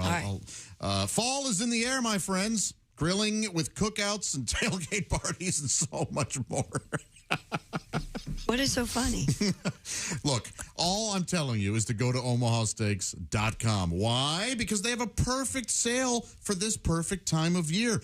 It's time to load up on all the incredible flavor and take advantage of 50% off site-wide by shopping their friends and family sale. Go to omahasteaks.com. Use our promo code. It's BTS. You're going to punch that in at checkout, and you're going to get another $30 off your order. Don't wait. Go to omahasteaks.com. Stock up today on all the wonderful food, like those comfort meals like Tom mentioned. The lasagna, my gosh. Meat lovers lasagna. Can it get any better than that on a nice chilly evening? It can't, especially with Omaha Steaks. Omaha Steaks isn't just steak, it's the best steak of your life, guaranteed. Don't forget to score that extra $30 off your order when you use BTS at checkout. Omaha Steaks is perfect for those busy fall nights. You won't come close to getting this kind of quality at the grocery store. That's omahasteaks.com. Code BTS at checkout for $30 off your order. Plus, you're already going to get 50% off site-wide. Minimum order may be required. Thank you, Omaha Steaks. I can't wait to grill them up and eat them up. Grill them Yum, up. yum, eat 'em up, yum, yum, eat 'em up, yum, yum, eat 'em up, yum, yum, eat 'em up. It's playing along. Problematic. Yeah, sure is. It's delicious. I'm sorry. When we come back, it'll be Christy Lee at the news and a song from Mr. Pat Godwin. Okay. I'm looking forward to that, certainly. This is the Bob and Tom Show. Hi, this is Bob and Tom 24/7. My name is Jim Gaffigan. I have to go and, well, I just had a so you know where I'm going. David Koechner going to be joining us this morning. Great comedian, as well as comedian staff member Jeff Oskey, catching us up on the news that we failed to mention during the week. Christy Lee does a great job at the news desk, but there are stories that we just don't get to all the details. That's where Jeff Oskey comes in with the news we failed to mention. And as I just mentioned, David Koechner in studio as well. That'll be in the 8 o'clock hour Eastern time this morning, right around the corner. So stay tuned. More fun and frivolity on the way right here on Bob and Tom 24/7. Hi, everybody. Christy Lee with your Bob and Tom Entertainment News Update. It's not often you hear a record that's a reputation changer for a musician. For John Mellencamp, he says the disc was Scarecrow in 1985, which lifted him from generic heartland rocker to a serious artist who inhabited his native Midwest creatively as well as physically. That album gets the deluxe reissue treatment this week. And among the bonus tracks, he and his band play songs like James Brown's Cold Sweat and Shamalama Ding Dong from Otis Day and the Knights. Elton John has recreated his own world within Roblox and will host a concert within it. Apparently, his sons play Roblox, and John saw the possibilities of interacting with fans mind-blowing. Roblox users are able to complete challenges, answer trivia questions, and have their avatars try on John's clothes, including that famous feathered headdress and his sequined Dodgers uniform. The special concert experience will be on November 17th, re-airings through November 20th. And Reba McEntire has temporarily gone silent. McEntire writes on social media her doctors advised her to go on vocal rest, which means she's rescheduled concerts this weekend. McEntire will push those shows to December. She's scheduled to perform at the Country Music Association Awards next Wednesday, though. And that's your entertainment news. I'm Christy Lee. More of the Bob and Tom Show coming up. Things you hear on the Bob and Tom Show. Norman, honey, what you doing? It's getting late. I'm downstairs, honey. Just getting some cereal. Snookums. Thank God he found it. I was getting desperate. I hope this works. You know, Judy tried it with Ted, and she said he's become insatiable. Boy, will Snookums be in for a treat, because her hubby is chomping on the new cereal for men who are sexually dysfunctional. It's Nuttin' Raisin, honey. This sure is tasty. Honey, I'll be right up. Nuttin' Raisin Honey, the cereal that gets you up in the morning, or any time for that matter. Nuttin' Raisin Honey. Eat them from the bowl or right out of the box.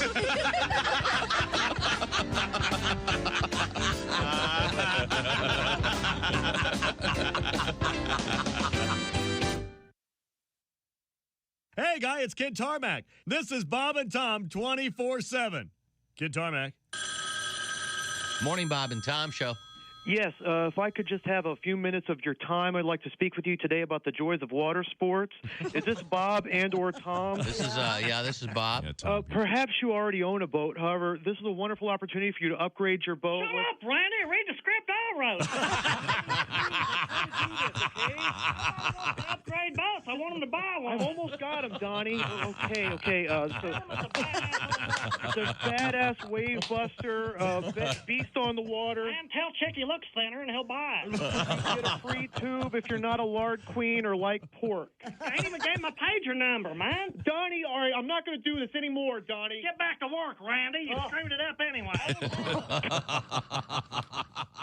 Hey, this is comedian Ron White, and you're listening to Bob and Tom 24/7. And with us in the studio, a familiar face, great stand-up comedian. Mark Maron is here with us. Mark, good to see you, sir. All right, and I'm going to visit my mother in Florida, okay, for Thanksgiving. I'm at the LAX airport. It's like 6 in the morning. I'm walking through the airport. I'm a broken mess for months because you know how it happens. Oh, yeah, They sure. leave you. You're like, you mean you can just take your vagina and leave? Yeah. Come on. So, couldn't you leave that? Yeah, because they're so fun with that when they're disconnected. You can buy those. So, you can put them right in your pocket. Oh, yeah. That's what I. Are you kidding? I have 2 in my pocket now. Look, fellas, I'm juggling. Here's my closer. So, we are the world. I'm sorry. So I'm walking through LAX, and I'm my face is red from crying. Whatever. I'm a mess. And I see my first wife with her new husband at a gate. And I'm thinking, you know, when you're walking, you're like, I'm just going to become invisible. If I think I'm invisible, no one will see me. So I just put the blinders up, and I walk past the gate. I'm like, good, okay, because I really couldn't handle seeing her. And then I hear, Mark! Hi. Right? And I turn around. She comes running up to me, and it's familiar. You've been with this person 8 years. You're like, oh, there she is, the woman I was married to, and I hurt badly. And she comes running up to me, and she's like, how are you? And I don't know what happened, but she goes, how are you? I burst out crying. Nice. I could not control. I just started blubbering. I just crying. And she looked at me. It was beautiful. She goes, not so good, huh? Yeah. And I was receptive. That's the thing you love about her. But I was happy that she had that moment. I deserved that. Yeah. You know? Not so good, huh? We're in first class. Bye. Yeah, exactly. We're boarding. But look, Will you take care? Yeah. Okay. Good luck with everything. Bye-bye. Here's Bob and Tom. For your information, these are 2 of the worst kids I have ever encountered in my life, and I work the state fair. Hey, welcome back to the Bob and Tom Show. Christy Lee at the news desk. Hey. That's right, the Poetry for Neanderthals Not Safe for Work edition news desk. There's Pat Godwin. Hey, Chick. There's Josh Arnold. Chick. There's Ace Cosby. Hey. There's Willie Griswold. Good morning. I'm Chick McGee, and here's Tom Griswold. Thank you very much. Are we going to have Sophie come in and play a round of this game in a few minutes? Sure. All right. Christy Lee has brought her beautiful daughter Sophie in. And are you sure you want to play the game with her? You're not going to get too weirded out? She old enough? She is old enough. Yes. Okay. It's the Not Safe for Work edition, and it's available, of course, exclusively at Target. She has played. I got it that time. She's played the game before. I was shocked. She brought it up at dinner last night. Oh, cool. Yeah. So. Okay, well, we'll find out. Actually, what happened, Christy looked at us and said, Sophie's very familiar with the game. And Sophie said, no, I'm not. I only played it one time. And Christy goes, yes, you are. You're very familiar with it. So it's like being on this show. Yeah. Oh, my God. Kind of like exactly the same Okay, now thing. we're going to get a song out of Mr. Godwin based on an interesting news story. We were talking about this survey about things that are passion killers. Is that the theme? 2,000 adults were surveyed by the company IllicitEncounters.com. 72% of women said they lost interest in sex with their partner because he was looking at his phone, usually to check on sports news. That was the number one passion killer for women. For men. Is that what the guy said? Yeah, I'm checking sports news. Yeah, that's it. Yeah. The men who were surveyed, 64% said the biggest turnoff was lack of variety and surprise in the bedroom. Surprise. And the number 3 on that list was big old panties. Yeah. And Pat's the only one who weighed in. You don't like the big old... I don't care for them, no. Really? I don't like them, no. Okay. Really? What about having pets in the bedroom was number 3 for women, so... I don't like that either. You know? But you have an original song Killer. that's a tribute to passion killers?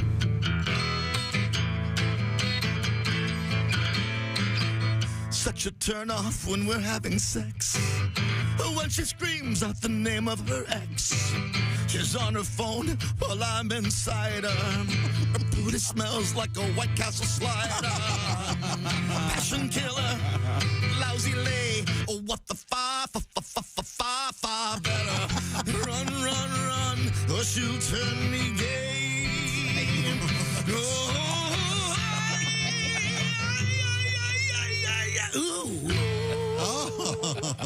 It's problematic in so many ways. Yeah. Thank you very much, Pat. And congratulations again on getting that note. That is a tough one to hit. If the passion's been killed in your romance, why don't you try getting away? That's right. There's a new survey out there that suggests going on vacation just might do the trick. It was conducted on behalf of Beachbound. 42% of adults fell back in love with their partner after going on vacation together. Oh, and the folks at Beachbound? Yeah, I'm sure. Yeah, they're not at all biased. By the way, you can go to the beach courtesy of Beachbound. Over 3/4 of respondents felt that vacations are great for those looking to keep the spark alive in their relationship. Yeah. Unless they're taking kids to Disney World. Well, I think they mean traveling without the children. Yes. Okay. Do you agree with that, Christy? Oh, I agree. Don't you get away with your girl? Yeah, and part of it is you don't have to work. You don't have anything to take care of. And Don't you think though that if you're to the point where you have to rekindle something, it's over? No. You got to work out those muscles, I would imagine. The marriage muscles? You're, well, maybe I'll fall in love with you this weekend. Well, the pilot light goes out on your furnace. You don't just get a new furnace, do you? She's right. She's right. Yeah, last time I did. Yeah. I do. I don't know how to do that. Yeah. I sold my house. I moved. Yeah. I lost the house. Yeah, don't even ask me about spilling wine on the carpet. Thank you, Tommy John. Okay.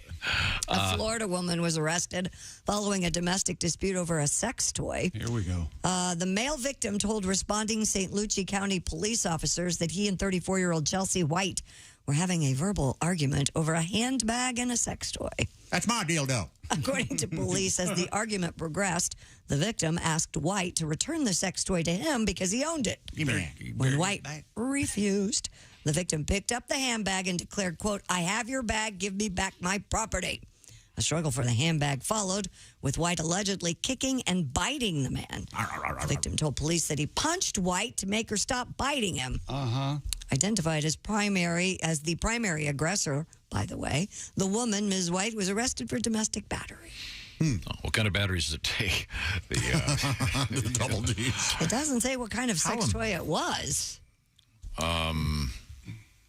Guys fighting over it. It must. Don't they all take D battery? Aren't those the hefty batteries, the bigger ones, the Ds? Give us. Aren't they all rechargeable now? Many are now. Yeah. When we had the Sadie Allison in here with all those toys, they were all rechargeable. Why are they arguing over it? Does it have sentimental value? Oh, no. That was my mom's. Oh. I can't. She gave this to me on her deathbed. You know. She was confused. I mean, you borrow how much Purell do you need if you borrow a sex toy? Well, they go in the dishwasher. We had that story one day. You can dishwasher dildos, right? Do you put them in with your regular stuff? I think so. Well, you don't have to worry about it. Look, there's some gooey lasagna noodle on it. All right. It's just, I guess they'll better do the rinse cycle. It's all just dishwasher-safe plastic, I think. Whatever. Okay. Now, right? We have a new album from Pat Godwin out there. And it's doing great on the charts, as they say. It is, thank you. It's called Christmas Bonus. It's got a bunch of Christmas stuff on it, and yep, bunch of Christmas stuff, and not even Thanksgiving yet. The other stuff is the bonus. I see. Yeah, there's a Thanksgiving song. So that's why it should have been called Holiday Bonus. No, these are holiday songs. No. I can't wait to hear the Kwanzaa song. Oh yeah. Yeah, I didn't do that. Do you have a Thanksgiving song? I do. Yeah. There is a Thanksgiving song on Thanksgiving at Mom's house. Yeah. Okay. Haven't heard one note of it. Nope. I could do. I've listened to the album. You guys haven't? No. You want to play that for us? Josh is on the album. Yeah. You want to play that for us? I could play it for you. Okay, good. Right now? Sure. All right. Let me. No, a week from Thursday. I'm not prepared. I'm not prepared. Thanksgiving at Mom's house. Can't wait to see my family, yeah. Thanksgiving at Mom's house. Traffic's bad, I'll be there at 3. Gobble, gobble, chat, chat. Grandma says, Pat got fat. Grab a bottle, drink, drink. Uncle Jim heaves in the kitchen sink. Wobble, wobble, choo, choo. Dad's new wife's only 22. Kids stable, mash, mash. My girlfriend thinks my family's trash. Thanksgiving at Mom's house. My sister's crying and my brother's high. Thanksgiving at Mom's house. More fireworks than the 4th of July. It used to be so much fun. Remember Thanksgiving when we were young. Then my parents got divorced and dinner turned into family court. Gobble, gobble, hey, hey. My Cousin Carl came out today. Squabble, squabble. Stuff, stuff. 2 hours on Trump is more than enough. Yeah, babble, babble. Nap, nap. The keg is kicked, the new one's tapped. Playing Scrabble and cards. Pictionary trashed is awful hard, yeah. Thanksgiving at Mom's house. Everybody's making more money than me, yeah. Thanksgiving at Mom's house. I couldn't wait to get here. Can't wait to leave. Thanksgiving at Mom's house. We're drunk fighting and it's only 5, yeah. Thanksgiving at Mom's house. 8 o'clock, the cops arrive, yeah. Thanksgiving at Mom's house, see ya. Thanksgiving at Mom's house, love ya. Thanksgiving at Mom's house, I'm out. Thanksgiving at Mom's house. Very nice. Thank you. Very good. Thank you, Pat. One more sports note. The Roger Bacon High School underwater hockey team will compete this weekend. November 5th and 6th at USA Underwater Hockey's 2022 Milwaukee Fall Tournament in Milwaukee, Wisconsin. Well, it's underwater and they play hockey. There's going to be the ball float up. We have the puck, Christy.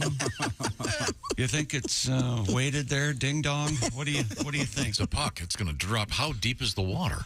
How deep is your love? Are they wearing scuba gear? Come on. Come on. You brought it up. I love it. I love Do it they wear all. conventional hockey outfits, or is it like a bathing suit? Hockey's always played on water. It's usually frozen. Yeah. But they had several drownings last year. Yeah, they sure did. Trying to, happens. yeah. We do have a correspondent there. His name's Paul. He's going to send us an email update every evening at the conclusion of that day's competition. Here, I'll just give you Chick's number. Text him directly. This is nothing. Well, nothing like what I pictured. Well, of course not. No. There's nothing that's like you picture it. Does do the pads weight him down? They're wearing bathing suits, and they got little tiny sticks, and the puck is small, and they're fun. It's funny. Snorkels and their wieners aren't out. I know you're upset. There's no pads. There's no skates. They don't want to drown. What's the problem? So you had the story about the no skating at all. Alleged world record of the most people with the same name together, first and last names. And yes. What was it? 178 people with an unusual. What was the name again? I don't know. Hiro something. Hirokazu Tanaka. And I know that there was either a Bob Smith convention or a. I got an email saying there's a Phil Campbell convention every year. Really? In Phil Campbell, Alabama. Oh, okay. Really? It said the previous record was held by the name Martha Stewart. I was trying to find what the most common name in America is. The most common last name is indeed Smith. The record for the most people with the same name originally held by Spartacus. Oh, yeah. After further investigation, I am Spartacus. Found out that some of those folks were really named Spartacus. Is that right? Oh, and we have a correction from yesterday's show. Yesterday, we recognized the Russian space program and space dog Laika. Right. In 1957, the dog went into outer space. Evidently, we incorrectly stated the dog came back to Earth. That is true, but the dog later died about 6 hours after it landed back on Earth. Oh, I see. Well, at least he made it home. Good boy. Great sacrifice. He is a hero. We will name satellite after him, Mars rover. That good one. Thank you, Yuri. Rover. Just wanted to let you know. Okay. Thanks. No, I appreciate that. Thank you very much. That's from John. Okay. And isn't that why there's the famous tradition of urinating on the delivery vehicle that takes you to the spacecraft? But I thought it ended, had a lot more a better happy ending than. Because the first dog that survived peed on the tire of the van that took them to the site of the launch. Turned out he didn't survive that. But I'm not sure they can do it with today's spacesuits. I don't think they can easily unzip and just go right there, I'm guessing. But I would imagine that there's... Yeah, no, I don't think so. They have a traditional zipper with also an air leak. Well, that's mighty cold air coming in down there. Oh, my zipper's broken. Christy Lee is at the Bob and Tom News Desk. What have we missed? A new study suggests that future humans might develop hunched backs, clawed hands, and second eyelids due to phones. Technology overuse. Josh, you're correct. For the project, researchers worked with a 3D designer to create images of a future human that takes into account the problems that long-term tech users can cause. Text use can cause. The model shows a person with text claw, a new term to describe how the hand is permanently stuck in a claw-like position after constantly holding a smartphone. Excessive cell phone use could also leave the elbow permanently bent in a 90-degree angle. Oh. With a more sedentary lifestyle, the model predicts humans might have smaller brains, thicker skulls, as well as second inner eyelids to prevent exposure to excessive light. And so fat. Second eyelids. It'd be good for the makeup industry. Yeah. Oh, you have to buy twice as much. Yeah. Eyeshadow alone. Hey, look at the positive side of this. Was this study done by moms who said if you cross your eyes, they're going to stay that way? It seems like kind of the same logic. I get this hunched back thing because everybody's hunched over looking at their phones. I think technology is going to ruin our minds way before it ruins. Oh, it'll wipe us off the planet before this. Yeah. Okay. Any good news over there? Any happy news? No, a new study suggests poor sleep could put you at greater risk for irreversible vision loss. Oh, come on. Due to glaucoma.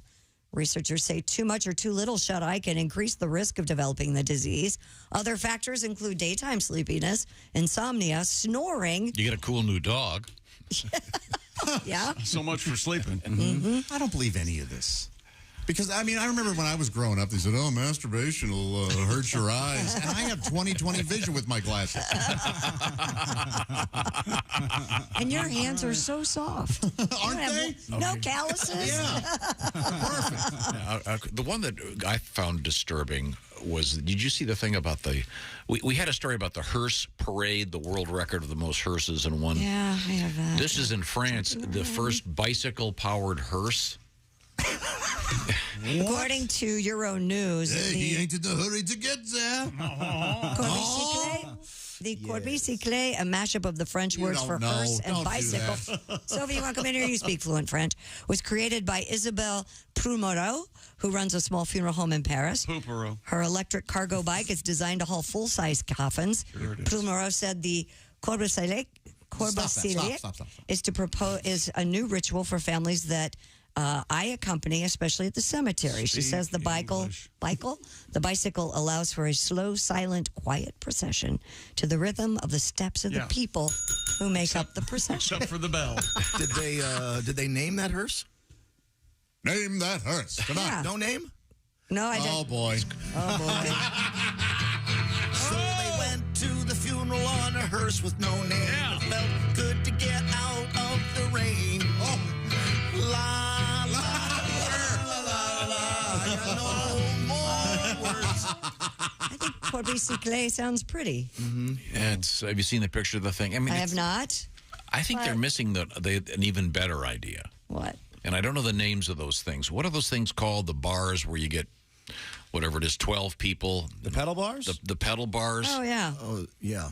Oh, put the hearse right there in the center and have combine. Yeah, you could combine the two, and then you'd have everybody bicycling Uncle Clarence to his. You know what I think about those? They have hidden motors that I don't think the bunch of drunks can propel a bar. No, we know that they're motorized. No, I don't think you. Yeah, I don't think you really know it though. They are. Those things have motors in them. Yes. It's not relied on the. Yes. I didn't know that. We've not only did we know it. We've had emails about it. We've talked about it. The only thing we know is that they're constantly playing Carly Rae Jepsen. They gotta play the Carly Rae. Love that song. What was her hit? Yeah. Call Me Maybe. Is that Maybe? Okay. Was that it? Yeah. You like that song? Yeah, I do. Really? Yeah, Call Me Maybe. I thought that was a cute little song. Remember the Olympic swimming team was singing it on the plane on the way to the Olympics? What about Vanessa Carlton? What's her? Making my way downtown. Yeah, that one. I like that one. So this thing basically is a they're all gay rickshaw with a trailer hitch and a body in it. Basically, a rickshaw with a trailer hitch. Yeah. Yeah. And what if That's right. We're ignoring what Josh said. What if you're doing? What if the cemetery is on a hill? Can this gal on this bicycle pedal uphill with a full-size casket behind her? Oh, I bet she can. You see the thighs on that woman? Yeah. Holy hell. Thick thighs save lives. They do. Okay. Thick double C, my friend Tommy. No, I have seen the motorcycle hearse. Yes. That's a thing. Sure. Really? Yeah, oh, absolutely. Yeah, I've seen that a number of times. There are a bunch of variations, but this is just a regular bicycle, it looks like. Huh. So, is it meant to just be green? What's the idea here? I think part of it is, I think there's an environmental component to this. Okay. So that I suppose that would be the contemporary twist on it. But I think, as Chick points out, the sound of the little bell ringing and the baseball cards in the spokes. Yeah, it takes away some of the gravitas of the. Okay, you think, by the way, a funeral slowed down traffic before? Wait till it's a bicycle going. Do you down think the I street. could get a Vroom in here? Remember those? Oh yeah, the Vroom racer. Yeah, I bet. I mean, just order it online, probably. Somehow, yeah. Right? That was in lieu of a bicycle. Yeah, in lieu of a baseball card or a balloon or whatever you put in the spokes. When we come back, coming up a little bit later on in the show, Dave Koechner, comedian and actor, is going to be joining us. We have some Harry Potter news, pasta news today, and also caffeine if you're pregnant. What you need to know. This is the Bob and Tom Show. Thanks for listening to the Bob and Tom Show this morning. Even though we're not too much to look at, you can also watch the show on our YouTube channel.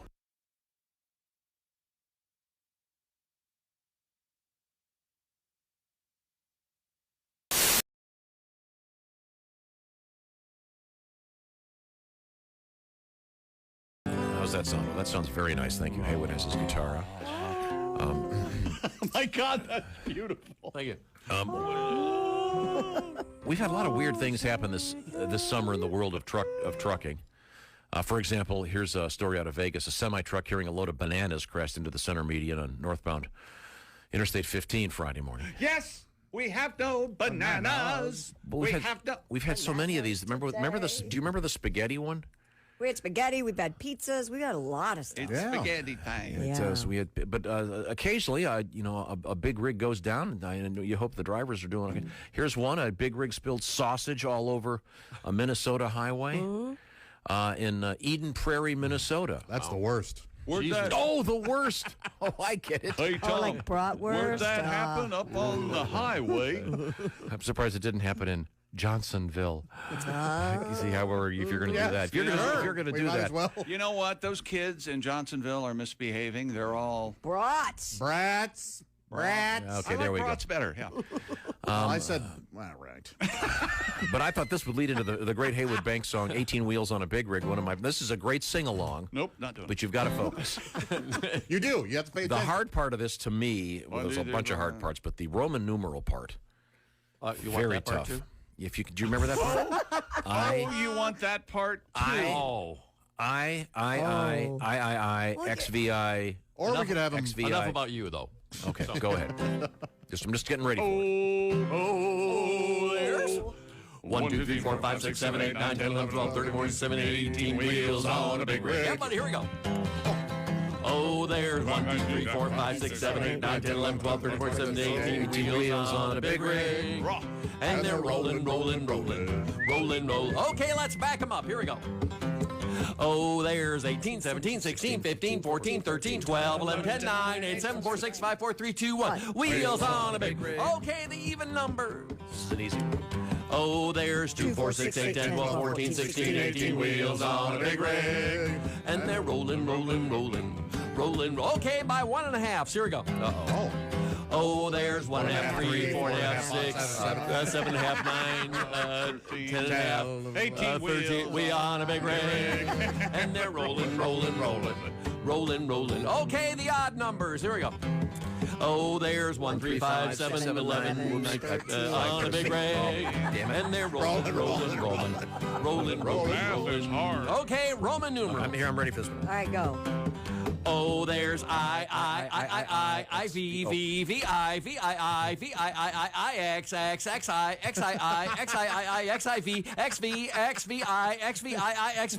I. Wheels on a big rig. Very good. Roman.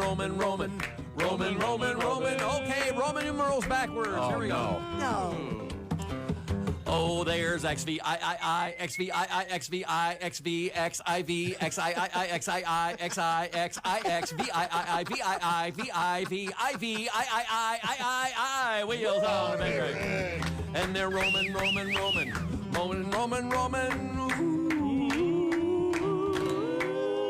right.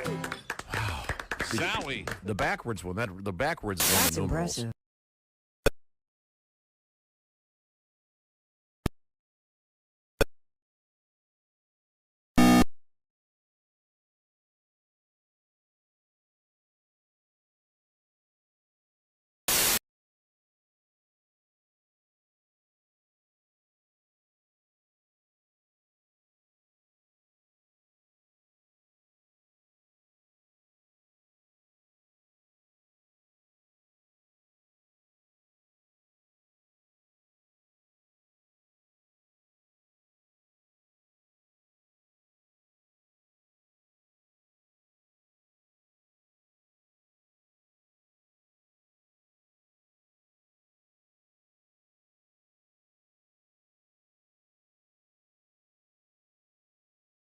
Is what he's saying. No, the guest bathroom, you will have to, because then I'm going to need the master. Bob and Tom in the morning and highlights all day long. The Bob and Tom Show, weekday mornings at 6 a.m. Eastern on Bob and Tom 24/7. Hello, this is comedian John Evans. Padoom, padoom, padoom, and you're listening to Bob and Tom 24/7. It's the most talked about show on television, The Bachelorette, where 25 eligible bachelors try to win the hand of one single woman. And now, Bob and Tom Television brings you a new twist on this hit show. She's 30 and single. She's... What the hell do you mean by that? Oh, nothing. Meet Linda Jackson. Now, here come the fellas. Say hello to Todd Williams. Hi, Linda. I'm really pleased to... Yeah. Next. And here's our next eligible guy. Say hello to... Hold it. Are you really going to say each time, say hello to Dick Ding Dong or whatever? Jesus. Okay. Here he is, Jerry Peterson. Hello, Linda. I can't tell you how happy I am to finally meet you. And, Right. What do you do, Jerry? Well, I own my own consulting business and... consulting, eh? And when did you lose your Amway dealership, Jerry? Huh?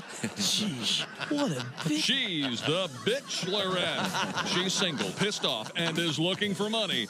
Lots of money. Hi, I'm Linda. I'm Phil. Yeah. Did you forget something? No, I don't think so. Any gift? Gift? I didn't know that we were... Bye-bye, loser. Wow! Tune in to Bob and Tom TV and see why she's called the Bachelorette. She's on the prowl, and she's got... Shut your hole and bring on the rich numbnuts. On Bob and Tom TV. Well, there you go. There's a show I'd watch. Yeah. Hi, this is Greg Warren, and you're listening to Bob and Tom 24/7. Bob and Tom 24/7.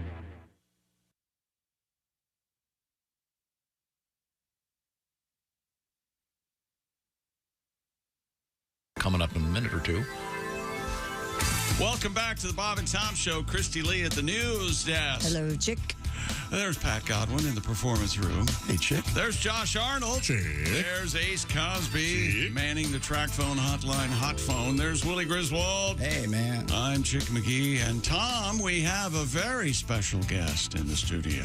Christy, of course, has two daughters, Ava and Beava. One of them she loves very much. Yes.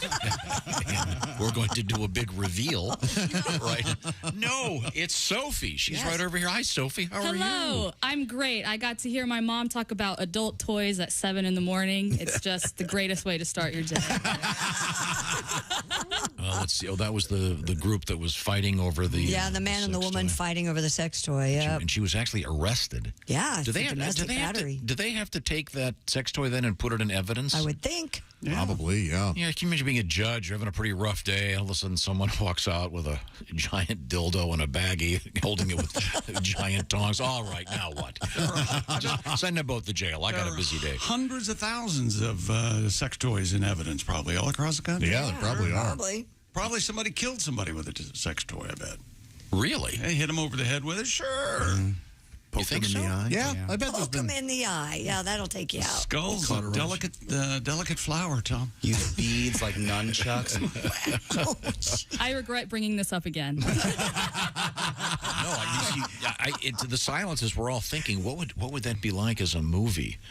What kind of Death would be death by sex toy? Yeah, what would the There's your title.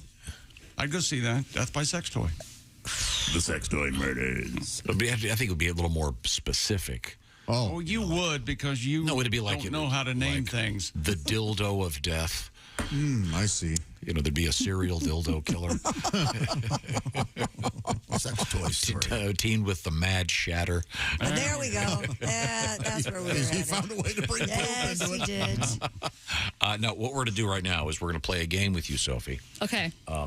This is called Poetry for Neanderthals, the Not Safe for Work edition.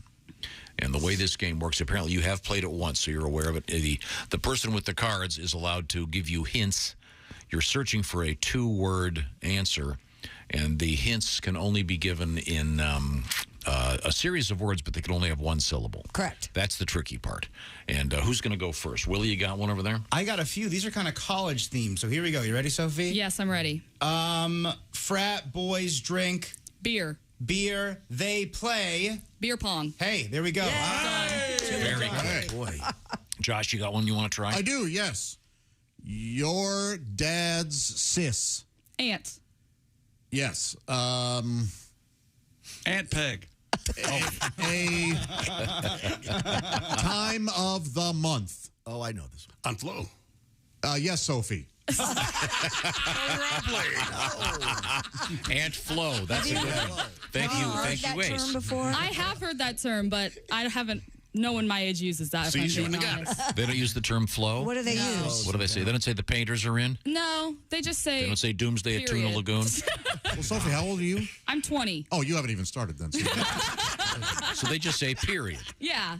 No, they say Bono's in town, probably. Well, in Clueless, they say riding the Crimson Wave. So You're I right. like that one. Yeah, that's perfect. Yeah. Yeah, that's a good one. Roll Tide? Yeah. Roll Tide. Crimson Tide. No, but I mean, so one of your friends said, listen, I don't want to do that tonight. I'm rolling the tide. No, you just say I'm on my period. Which I just said. That's just certainly now, so that's direct and polite, but not all that funny. Let's do another one here.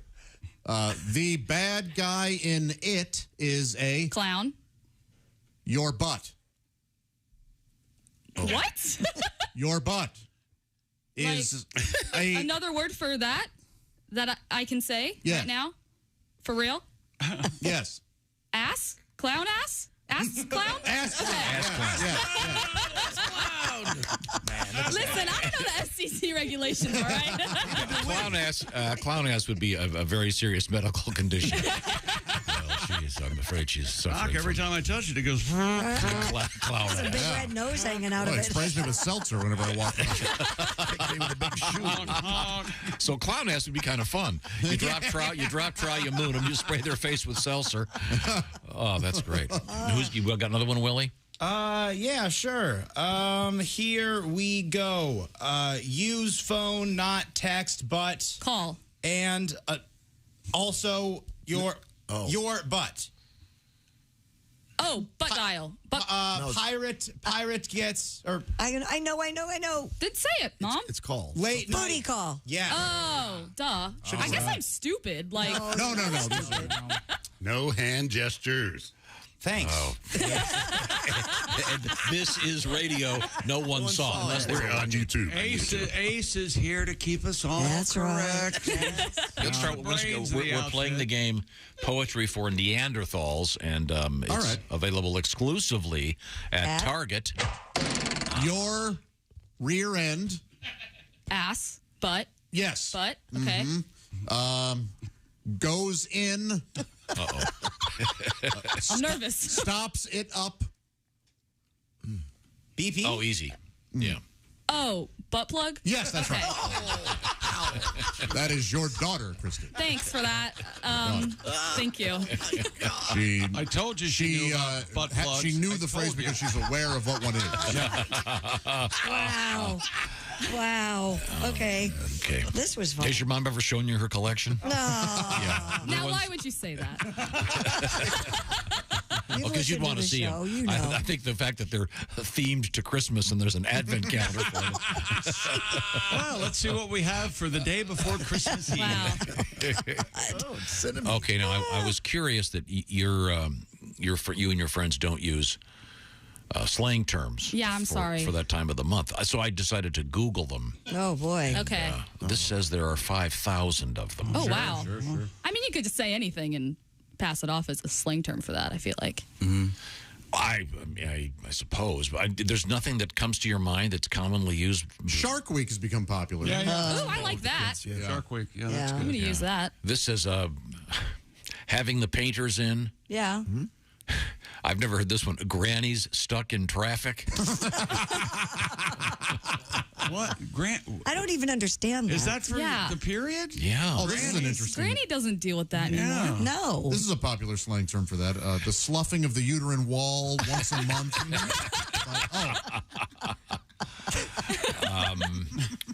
The carrots are cooked. What?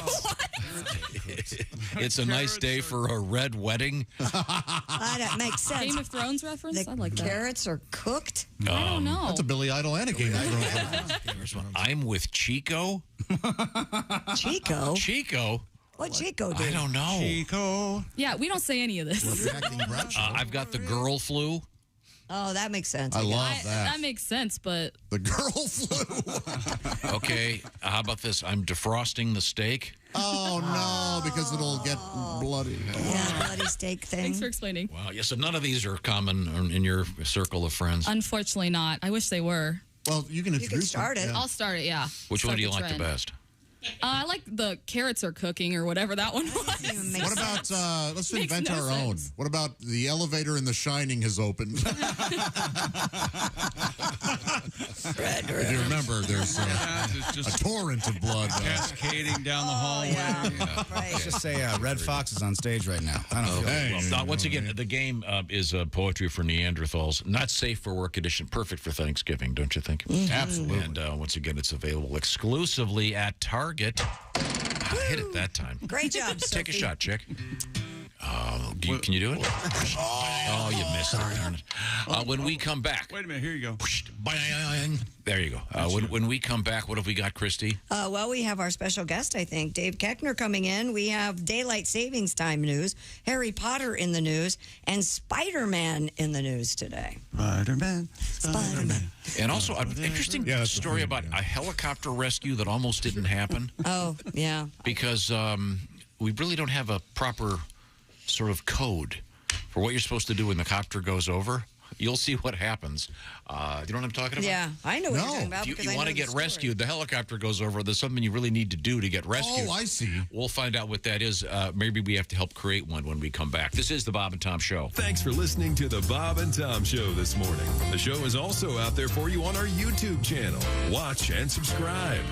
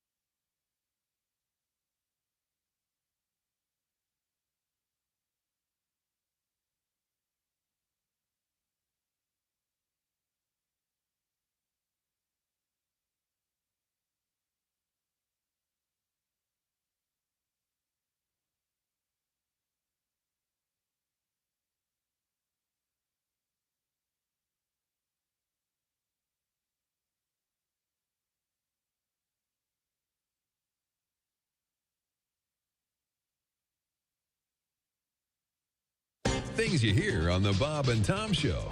Hello. Bonjour. The perfect gift has arrived for the single man. The new cologne from the makers of Clintorius and Bonaire. France's most noted fashion designer, yours truly, Mr. Béchon of Paris, has developed an exciting and stimulating new scent for men. Honey, come on. You've been in the bathroom for half an hour. What are you doing in there? Just enjoying my masturbation. Mr. Béchon. Just slap a little on. Repeatedly. Oh, God. Thanks, I needed that. Is that Mr. Bashan? Yeah, I think that's the sign. Mr. Béchon. Morning laughter just might be the best medicine. I can hear you, oh no. You're talking out your ass again. Bob and Tom 24/7. And a good morning to you. I'm Mark Allison. Coming up, David Koechner in studio with us at the Frigamall building. That's here on the Bob and Tom Show. And Jeff Oskey with the news we failed to mention. Don't forget, treat yourself now at bobandtomstore.com. Maybe you just got paid. Maybe you're thinking ahead to the holidays. These make great stocking stuffers, especially that Bob and Tom Show hat. We'd like to get that on the head of every trucker across the country, really across the world. The hat's adjustable, fits any size head. We've got Bob and Tom hoodies and hooded zips for those cool fall evenings. The collared work shirts as well. Clothing sizes small up to 4XL, even 5XL. Head on over to bobandtomstore.com. Do your holiday shopping. Get it off your list. And next thing you know, ding dong, here's your Bob and Tom Show stuff. And you'll say, thank you so much. Here's your tip. And you're listening to Bob and Tom 24/7. Oh, I'll take a tip. Hi, everybody. Christy Lee with your Bob and Tom News Update. House Speaker Nancy Pelosi says her husband is out of the hospital. Paul Pelosi does remain under doctor's care as he continues the long recovery process and convalescence he'll need from the hammer assault last week. Mr. Pelosi was treated at Zuckerberg San Francisco General Hospital and Trauma Center. The House Speaker did thank the 911 operator who sent police to the Pelosi home, as well as emergency responders and hospital doctors and staff. The third largest lottery prize in U.S. history has folks across the country clamoring for a chance to win the mega jackpot. But in the 5 states without a lottery, envious bystanders are crossing state lines or sending ticket money to friends and family hoping to get in on the action.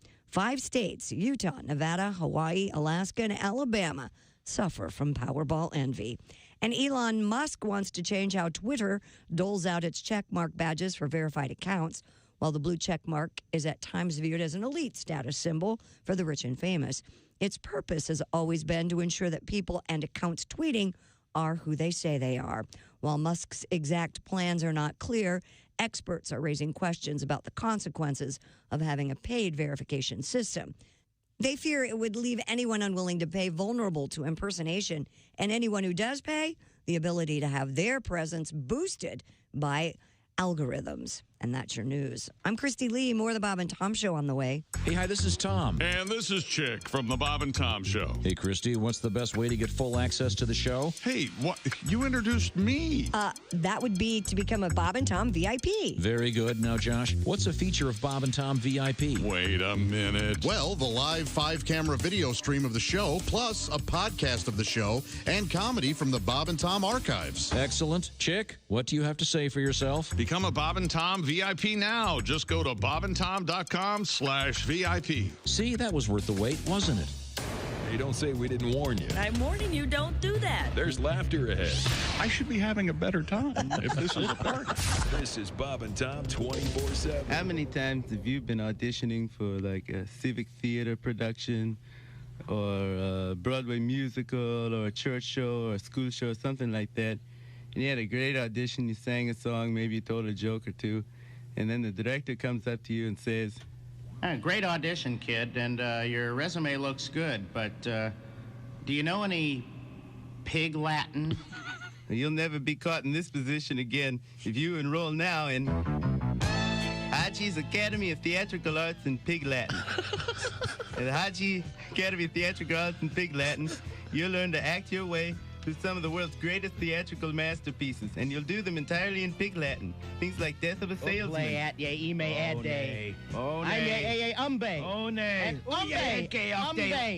Old reruns of Hogan's Heroes. Ink clay. Oh, yay, idiot, yay. Oh, yay, Ice Ray. General J. Orculter Bay. And, of course, the classics of Shakespeare. Ute eBay. Orye atne ute eBay. At they Izye Eye Eschenkwe. Other way, There's still some financial scholarships available for women aged 18 to 25. Let me teach you to act in Pig Latin. For more information, write to Haji or phone 1-800-UKSHME. Do it now. Take away. Welcome back to the Bob and Tom Show. Christy Lee at the Poetry for Neanderthals Not Safe for Work Edition news desk. Present. Why are you cramping up? What's wrong over there? What is wrong? You know what's wrong, Mr. Big Feet. There's Pat Godwin. Hi, Chick McGee. He's in the performance studio. There's Josh Arnold. Hi. There's Ace Cosby. Howdy. There's Willie Griswold. Hey, man. I'm Chick McGee, and it's Bring the Kids to Work today. Tom? Well, I can't help but notice we have a special guest. She is Christy's daughter, Sophie. Yep. She's right over there. Sophie is currently a college student. President of a radio club. Very Vice good. president. Don't give me too much credit. Vice president. Oh, what a sweet mom. That's such a sweet mom thing to do. Lie for her? Right. That's so sweet. We're going to be playing another round of this game. We're also going to have her doing a couple of news stories, because do you read news on your college radio station? Occasionally, yes. We have a newspaper for our college, so sometimes I'll read the top stories on that. Well, we looked through some and gave you a couple that are too offensive, which we'll get to apparently in just a second. You interrupt her. Never mind. Hello, Bob and Tom Show. Hey, Bob and Tom, it's Donnie Baker. Oh, hey, Donnie. How are you? It's going to be awkward. Hey, Sophie. Hello. I'm reading this book your mom gave me called How to Be a Good Parent. I just want to make sure a little son with you grows up to be well-rounded, you know? Yes, Yeah. important. And I put a baby in her, so I got to step up. And the fact remains, if you want to make it in today's world, I'm learning this book, you need way more than just good looks and smarts. Yeah? Okay. I mean, look at me and my success, you know? Over 4,000 speedy points, and I never thought I'd be into crypto this early. But this book's got a bunch of pop quizzes to see if your kid's going to grow up to be a success or just a jerk. So parents, take notes and play along at home. All right. Question 1, did you give your child a jerk name? Because this book says what you name your kid's going to be the biggest factor in this equation. I mean, when's the last time you met a brain surgeon named Wade or Skeeter? You know? Or an astronaut named Tristan. I mean, there's always exemptions to rules, but the fact remains, if your child is named any of the following names like Dakota, Skylar, Aiden, Braden, or Kanye, then your kid's definitely going to be a natural born jerk. I mean, if Kanye's even his real name, it's probably something like Craig Jones. Oh, and if you name your kid after a car like Mercedes or Lexus, you're raising a stripper. You know? If you name your kid Ashley with an I and you dot the I with a little heart, she's not only going to be a stripper, but she'll be squirting out kids by the time she's 19. Probably have more babies than an unemployed possum. Oh, and if you name your kid something like Nevaeh, you don't have to tell us it's heaven spelled backwards every time, Crystal, with a K, and nobody cares you gave your 2 weeks at cricket neither. Oh, you should have named her Rima, because that's number spelled backwards, and that's probably how she's going to make her living anyway. Swear to God. And question 2, how many times have you hugged your kid over the last year? Because you don't hug them enough, you'll have yourself a stripper or rapper. Or worse yet, a rapping stripper like Cardi B. But on the flip side, if you hug them too much, you'll get yourself a Johnny Manziel or a Craig Jones. So that's pretty much it. The key to having a cool kid is to give them a cool name like Luffy or Sophie. Yeah. And teach them how to change a tire, how to grill a steak good, and explain to them why Leonard Skinner's the greatest band ever invented. Then just, you know, hug them every other weekend and on Wednesday. I'm Donnie Baker, and I approve this message. Thank you, Donnie. Keep up the good work, Sophie. Oh, thank you. No, that's great. Thank you, Donnie. Very, very good. Now, very informative. Okay, now we gave Sophie a news story to read. Mm-hmm. Oh, okay. Yes, I have two. Which one did you want? I forget which we gave you. So okay. go. Daylight savings time and Harry Potter. Harry Potter. Oh, do the daylight savings, because this one's I've got questions. Put it that way. Okay, making daylight saving permanent could save more than 30,000 deer every year. Really? A new study suggests that making daylight daylight savings permanent could significantly reduce the number of collisions with deer that occur every year. The research estimated that over 36,000 deer deaths, 33 human deaths, and over 2,000 human injuries could be prevented annually by stopping the switch from daylight saving to standard time in the autumn. Okay, so I'll have to interrupt. So they know what time it is? I assume that deer, yeah. It's got to be traffic patterns Yes, and it has to do dark. with- Yeah. Yeah, but then from the big picture standpoint, there are a lot of problems. But do we need more deer?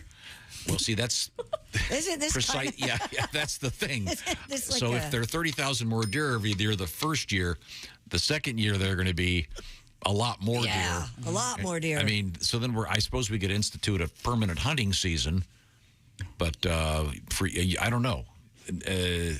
This would save a lot of money in body shop work. Yeah. Well, that and human lives, yeah. Yeah. Well, of course. But so why is that? So because It has to be light and dark. I don't know. More people are out when it's darker when the daylight savings time.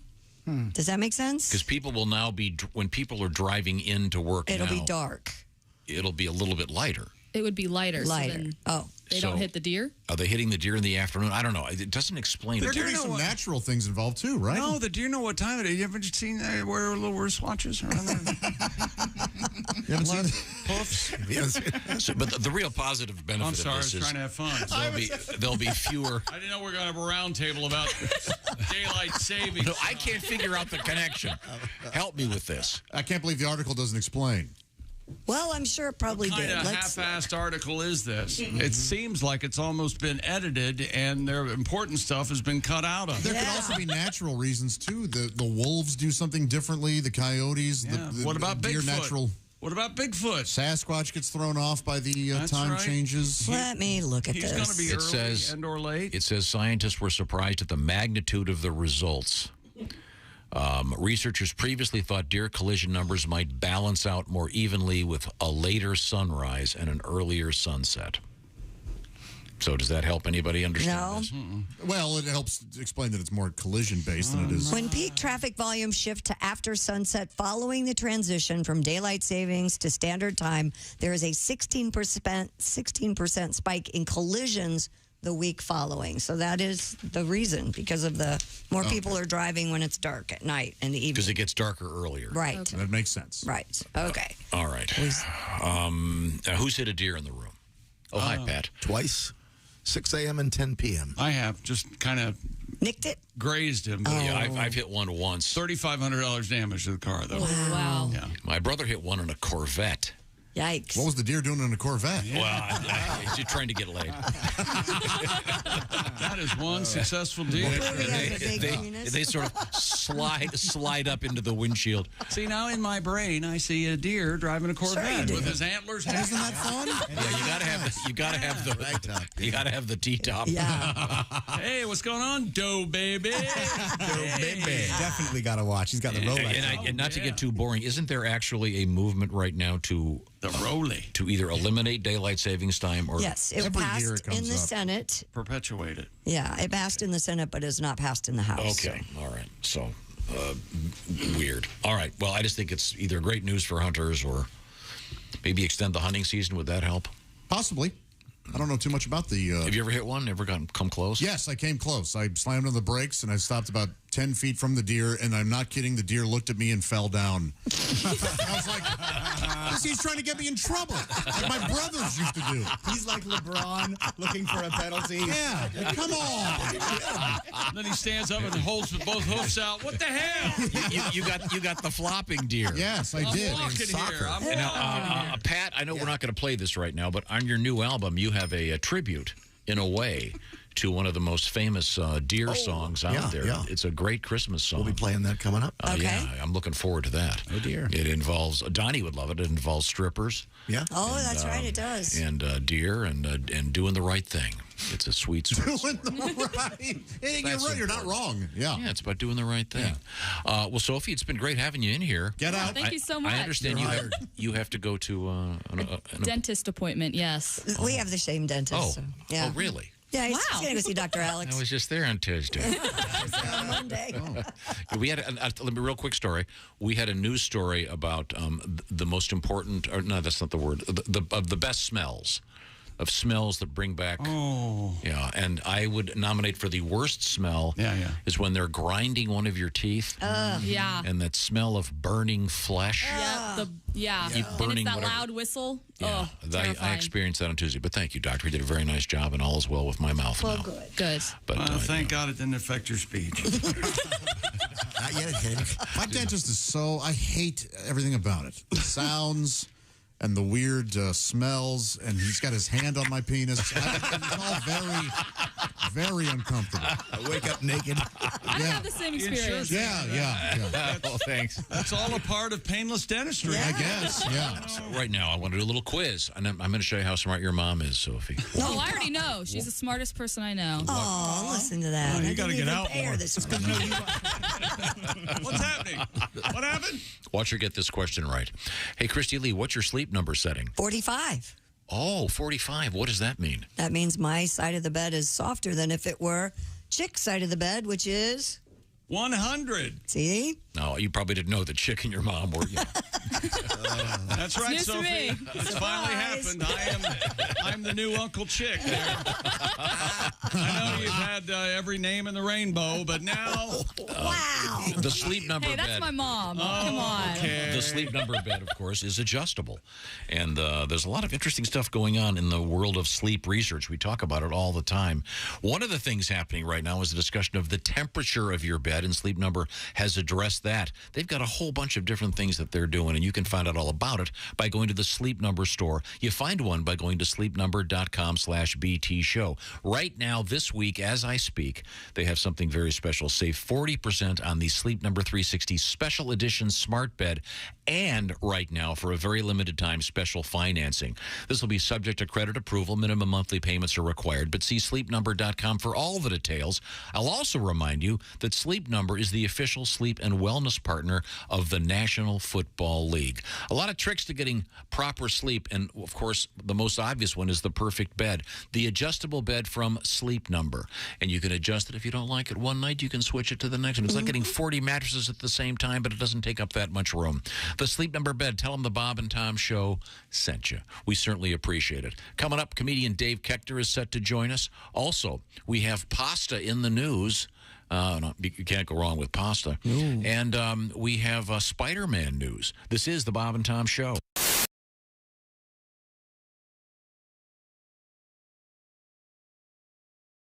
How are things going, Ron? You're out on tour. You got a lot of live shows happening. Yeah, they keep showing up, and I can't believe it either.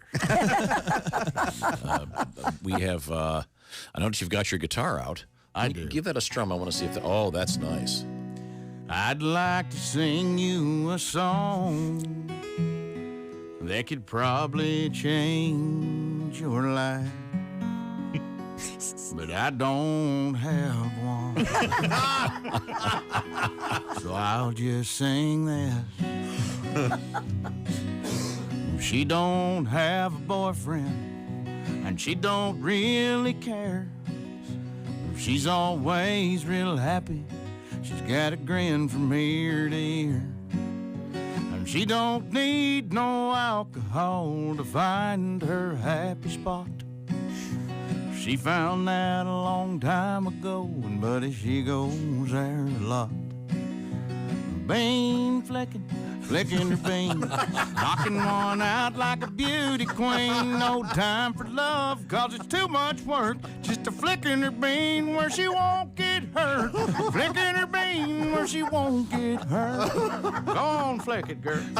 Well, here she comes and there she goes, dancing around on her tippy toes. Have you ever seen a woman just smile like that after sitting at home and just rubbing that cat? It ain't over when she gets back home. She'll be flicking that thing until the cows come home. Bean flicking her bean, knocking one out like a beauty queen. No time for love, cause it's too much work just to flicking her bean where she won't get hurt.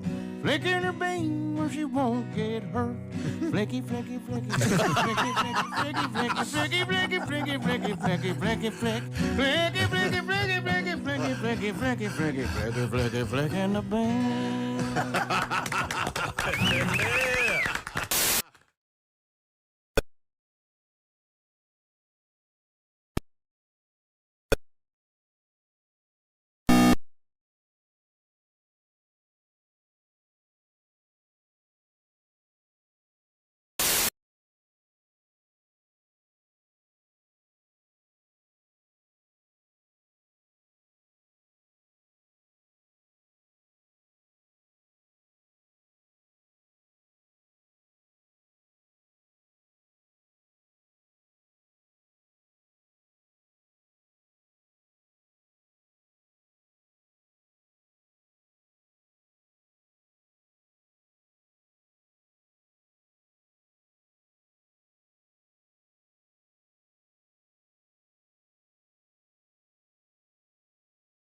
In history.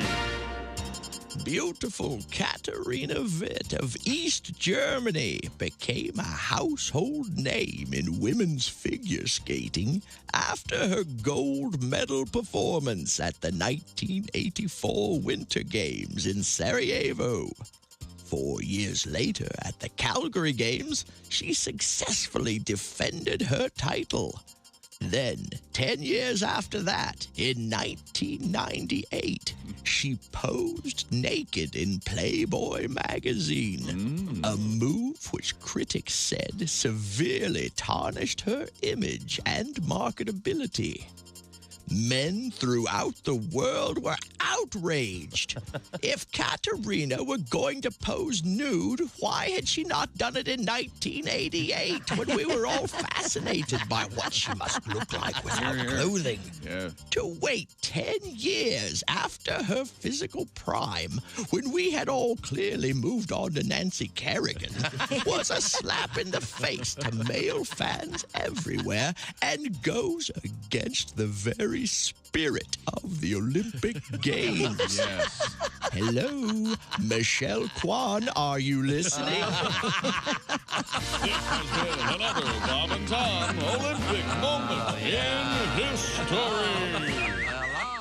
Hey, this is Frank Caliendo, and you're listening to Bob and Tom 24/7. 747 flying was at New York to Seattle, and all of the toilets on the plane stopped working. I think the funniest part is... First of all, they've only gone 3 hours. I'm sure you can hold it for 3 hours, can't you? You have children, don't you? Christy, we're all full-grown adults. Yeah. You're Barbie size. We're going to the bathroom every hour, every half hour, a lot. Little Josh has had a double dose of that in-flight chili meal. Of course. All right, did you hear this? First off, you can see when I take a flight. One of the fattest things I've ever Tom done. assumes I would order the chili as if that were ever an option. However, and he said a double dose, meaning I requested seconds. Where are you from, by the way? Patterson, from Patterson, New Jersey. Oh, sure. That's famous. Yeah, you know, small. Sure. Thugged out town. You know, it's tiny. So small, we used to get robbed by people we knew. That's small. People like, stick them up. I'm like, Andre? I'm going to tell your mother, man. By the way, how is Aunt Carol? How's she doing? I'll come over for dinner.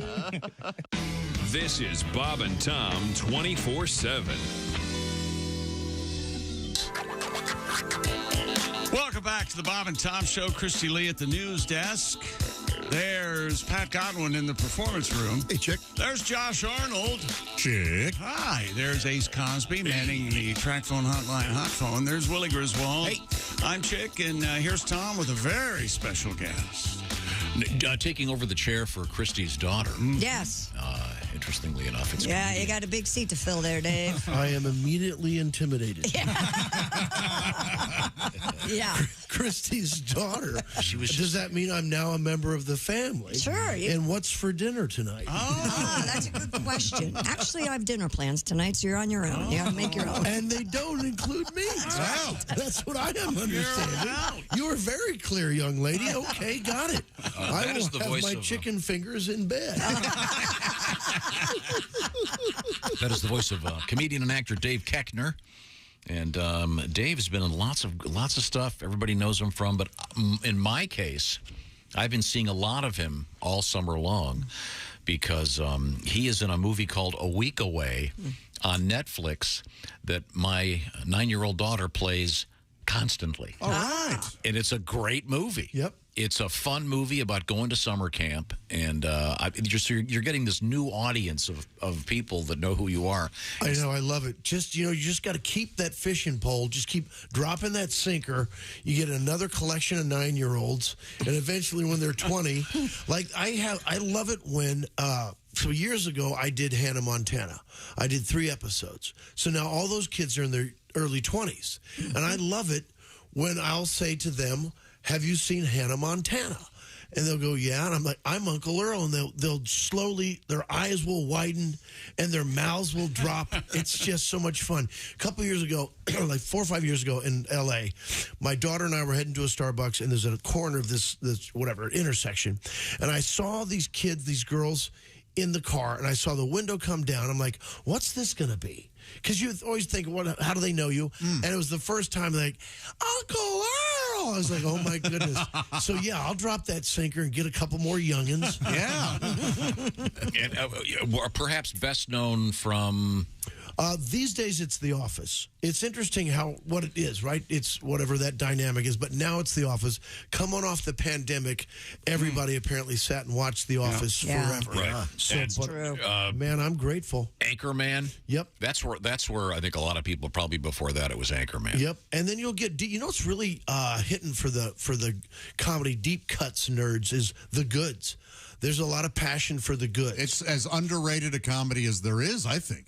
Look at that. Unsolicited testimonial. Now, are you having dinner with Christy? I am not. I'm not. So maybe you and I should Thank you. Yeah, I'm looking for allies. And I'll even go deeper, Dave. I saw you perform with Beer Shark Mice. Nice. And it was the lampshades and then Beer Shark Mice. And it was as funny a live show as I've ever seen. That's true. And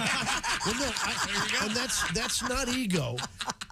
We don't want ego, death to ego, but we put on a heck of a show. Now, you're talking about what is called long-form improvisation.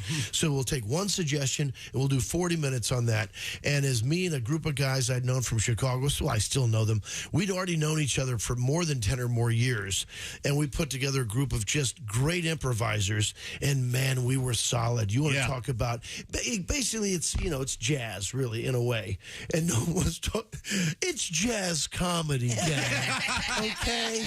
What was the name of this aggregation? Yeah, man. Aggregation. Beer Shark Mice. And it is like, it's about the jokes they don't say. It's the other person you would know from that group was Neil Flynn, who was the janitor on Scrubs and the dad on The Middle. Yeah. And we had a great group of people. Everybody had a different dynamism in their comedy bag. And, man, we killed it. And, of course, Lampshades was Kate Flannery, also from The Office, who I'm sure is having dinner with Christy. Me. That's exactly right. That's the voice of Dave Koechner once again. Have I? Yeah. No. Okay, I'm just figuring. I'm trying to see how you know all your famous buddies. No, Dave Koechner is on tour, by the way. Coming up next weekend, the Funny Bone in Des Moines, and the weekend after that, the Funny Bone in Toledo, Ohio, recently graced by Josh Arnold. Yes, they're excited to have you. All right. The way you say it made me feel like they're not. I don't know. No, they're very excited. I was talking with them. They're really excited after he laid such an egg. They're ready for comedy. And not to stress you out, but the weekend before, Christy's daughter will be headlining. Yeah, I love it. Huge show. I love it. Then it's a Charlie Good Nights in Raleigh, North Carolina, Thursday, December 1st, and Friday the 16th and 17th of December. The Improv in your hometown, Kansas City, Missouri? The hometown's Tipton, but my sisters all live in KC, and then I do that charity every year with name drops. Let's see, Paul Rudd, Rob Riggle, Eric Stone Street, Jason Sudeikis, and Heidi Gardner is now also going to be a host that we brought on. So, yeah, a lot of hometown talent. Yeah, so that's where my family, it's nice that all my sisters live there now, so I can just drop in and see everybody at one place. Well, that's great. That's great. We're talking with Dave Koechner, and he's got a lot going on. And any new movies in the works or stuff like that? Yes, I'm shooting one now. I don't know if I'm not going to say what it is. I'll tell you off the air just because you never know when they want to let you say what you're doing. I continue to recur on the Goldbergs. Let's see. I did a movie this summer called Ganymede, which should be a burner. I mean, it's a drama too, which is something new for me. I play a really nasty preacher who is. It's here. Okay. Audience, it is a gay coming of age film. Stay with me. And this young man is he has a very conservative parents, and one of them's a politician, and they catch this kid, and in what is it called? Flagrante. Flagrant delicto, I think is the... And for all you Latin listeners out there, and that is the language, not the declension of all persons down south. Anyway, so I play this really nasty preacher, and I pledged to help him get through his, indiscretion. Wow. In the worst possible way. So it was so much fun. And what's it called? Ganymede. A Ganymede is a thing from, apparently, if I want to put your listeners to sleep, please indulge. A Ganymede, apparently Zeus, the god Zeus, had a female who used to bring him his wine, and his wife got jealous.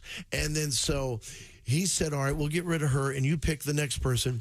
And it was a young man, a very good-looking young man, I guess. So, because she didn't want Zeus to be tempted. And then that got into some Christian medieval thing of like a Ganymede is a person, a beautiful man who tempts other men to step outside of what... That does make sense. What other people believe only, there can only apparently be one type of sexuality. Yeah, right. Greek men were never interested in young men. No. It was a better time. That's going to be, that's an odd choice to put a title out there that no one gets. When you have to take 10 minutes to explain the title. Yeah, well, it doesn't matter. There's a lot of weird titles out there that people end up loving, so who knows? Yeah. Who knows? Our guest is Dave Koechner, a comedian and a writer and a producer. You've seen him in all kinds of stuff, currently featured on The Goldbergs on television. Funny show. And I'll recommend the kids' movie, A Week Away. It's about summer camp and got great music, and I've seen it 50 times. All right. Oh, my goodness. Yeah, wow. And I told Finn you were coming in, and she... lost her mind. She probably should have skipped school to come in and say hello. Yes. Let's go to her school. Yeah. Believe it or not, tonight, Willie and I are going to be doing the PA for the high school football game. No. Yeah. You've been sitting on that gem all day? The people who ordinarily do it can't do it tonight. And I used to do it when Willie was on the team. I was really looking for a way to get out of this. And now that you've said it on air, it seems a little tough. So you're going to the high school tonight? What are you going to say? What, are you out of weed? There we go. Yes, thank you very much. Yeah, I buy vape cartridges from a junior boy. Thank you very much. Yes. I'm sure they know. It'll be fun. But that's one of those things that's it's sort of like calling bingo. You can't be funny. You've got to. They take it very seriously. That's right. I got fired from an NFL team joking and stuff. It's not good. You're going to get messed up. You wait and see. It's going to be a problem. I used to do it for all the games, and if you pronounce one of the players' names wrong, their mom would come marching across the field. It's Johnston, not Johnson. All right. Okay. I thought it was a silent T, man. But it'll be fun. So we'll do that tonight. So I'll let you know how it goes. Who's doing color and who's doing play-by-play? Oh, I can tell you that. You'll be doing play-by-play. No, this is more like who made the tackle and that sort of thing. Concessions are now open. It's fairly. That's important stuff. Yeah. If I'm going to go, I'm going to have a good time. Yeah. I'm going to talk about my nice season on the field. Talk about the back injury. Sound like a hero. Please be very drunk. Do you still have the injury? No, I broke my back after a football game as a senior in high school, but when you say it was a Friday night, people think you're a real champion. Yeah, there weren't enough Friday night lights on the tree he fell out of. Is that what you were on a tree? Yeah, I was on a tree swing. My buddy Logan pushed me. Tree swing. Oh, it was cool at first. And then I fell to the ground, and as my friends heard it, I made a noise they'd never heard before, and then they had to take me to the hospital. It was a whole thing. Is your dad now hearing this for the first time? No. And then I took him out for the senior day on a wheelchair to the middle of the field. Hey, hi. They wheeled me out and they said, "This is Willie Griswold, who was hurt last Friday." And then the home team and the away team stood up like I was I saved a child or something. And you started pushing the chair and you once called me a sad old man. Nice. Folks, talk about your deep cuts. Dave Koechner is our guest. Life. Is there going to be an Anchorman 3? I don't think so. I would do it. Maybe Willie will write the darn thing. I can finally get another movie. I'm using the sequence method. Not that I've heard of. Let's see. I think it was 9 or 10 years between the first or second one. So that would be next year. We shot that last one in 2013. So someone should hurry up.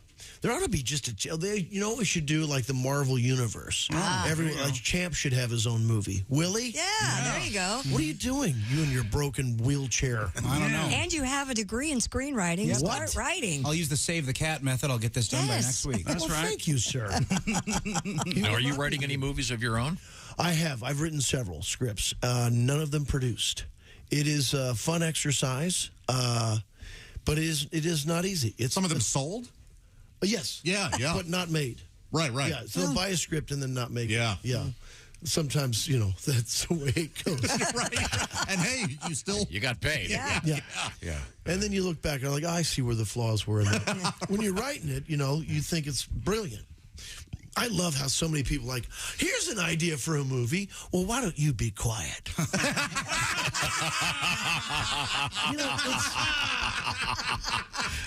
If people come up to you friends tell me I'm funny, that I should do stand-up. Really, what's your job? Should I just be an engineer? You think it's just that easy? Go ahead and do it then. They think it's just anyone can do that type of thing. So of the movies that you've written that have not been produced, what is the best premise? Can you say that without... Best premise. Well, was for the Naked Trucker and T-Bone show. Is a show that made it to Comedy Central, but it was compromised. It's not the way we wanted to do it, but that's fine. And the premise was... is the Naked Trucker... So the stage show was Dave Allen, pardon me, was the Naked Trucker, and I was his sidekick. And the premise was, pardon me, Gerald Tibbins was a carny and a con man, but also could quote Chaucer and Noam Chomsky. So he's a very bright guy. And so he needed to get, he claims his father was Buzz Aldrin, and he needed to get Buzz Aldrin to help him make some money, to raise money to get him so he could eventually walk his daughter down the aisle for her wedding. How about that for a premise? It's way too complicated. That's worse than Ganymede.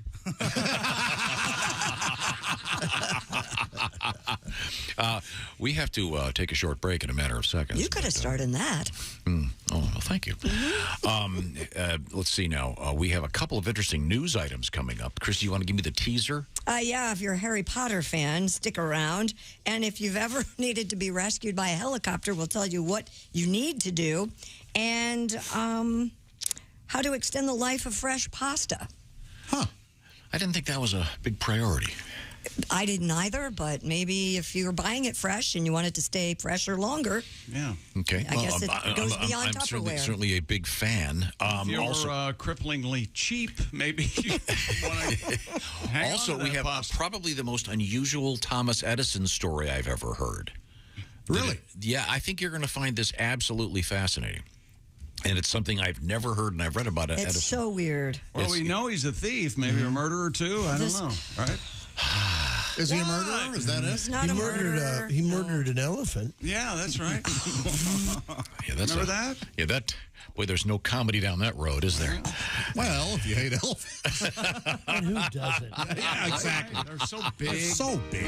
Too good for too long. There's nothing funny down that road. Dead elephants when we come back. But first, if you want to feel safe at home, having dinner by yourself because Christy Lee ditched you. That's right. Eating chicken tenders up and under your covers. It's time you secured your compound with Simply Safe, the do-it-yourself, design-it-yourself home security system. At simplysafetom.com. Get a load of this deal right now. It's the #1 Simply Safe home security system for 50% off. It's their biggest offer of the year, and you do not want to miss it. Now, if you do miss it, you come back to me and go, well, I missed it. Too bad, Charlie. I don't know if that's the guy's name. But Simply Safe named the best home security of 2022 by an outfit called U.S. News & World Report for the 3rd year in a row. And it's whole home security with advanced sensors for every room, window, and door, HD security cameras inside and out, smarter ways to detect motion that alert you only when a threat is real, and even hazard sensors that detect fires, floods, and other threats to your home. And don't miss your chance for massive savings on our favorite home security system, the do-it-yourself Simply Safe.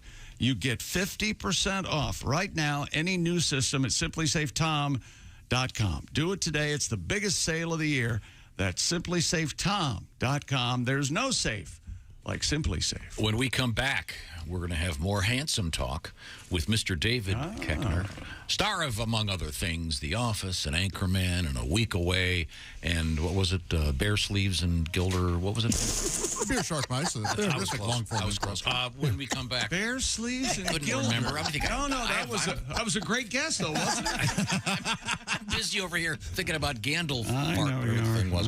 Okay, this is the Bob and Tom Show. For a complete copy of the Bob and Tom Show contest rules, go to bobandtom.com/contest-rules. Or just scroll down to the bottom of the page and see contest rules. This is the Bob and Tom Show.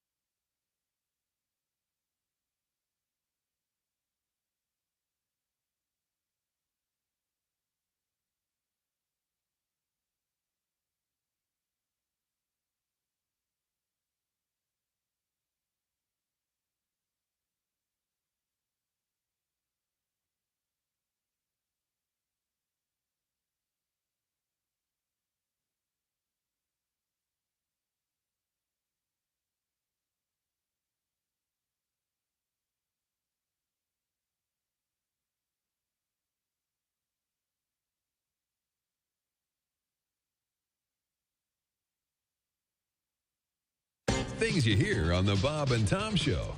All right, this magician, he gets his job on a cruise ship. So he's working his cruise ship, and he does his act every night. In the front row is the captain of the ship with a parrot on her shoulder. So every night he does his act. Well, by the 3rd night, the parrot starts figuring out his magician's act. So he starts heckling the magician, and it's in his sleeve. It's under his hat. His assistant has it. So that night, they hit an iceberg, and the ship goes down. The magician wakes up floating on a piece of driftwood, and the parrot is sitting on the end of the driftwood, and they stare at each other for 2 days and don't say a word. They just look at each other all mad. Finally, the bird goes, I give. Where's the boat?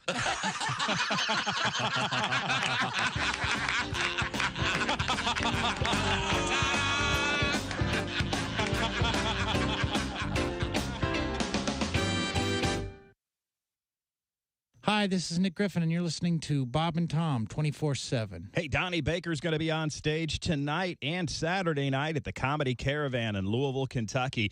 Get your tickets and more information at DonnieBaker.com. And Friday, November 11th, Saturday, November 12th at the Funny Bone in Liberty, Ohio. And if you're planning ahead, Lexington, Kentucky, Comedy Off Broadway, Thursday, November 17th through Sunday, November 20th. It's a Midwest swing for Donnie Baker, and you can get tickets and more information at DonnieBaker.com. Friday, November 4th on the way. Jeff Oskey and the news we failed to mention right here on Bob and Tom 24/7. Hi, everybody. Christy Lee with your Bob and Tom Entertainment News Update. It's not often you hear a record that's a reputation changer for a musician. For John Mellencamp, he says the disc was Scarecrow in 1985, which lifted him from generic heartland rocker to a serious artist who inhabited his native Midwest creatively as well as physically. That album gets the deluxe reissue treatment this week.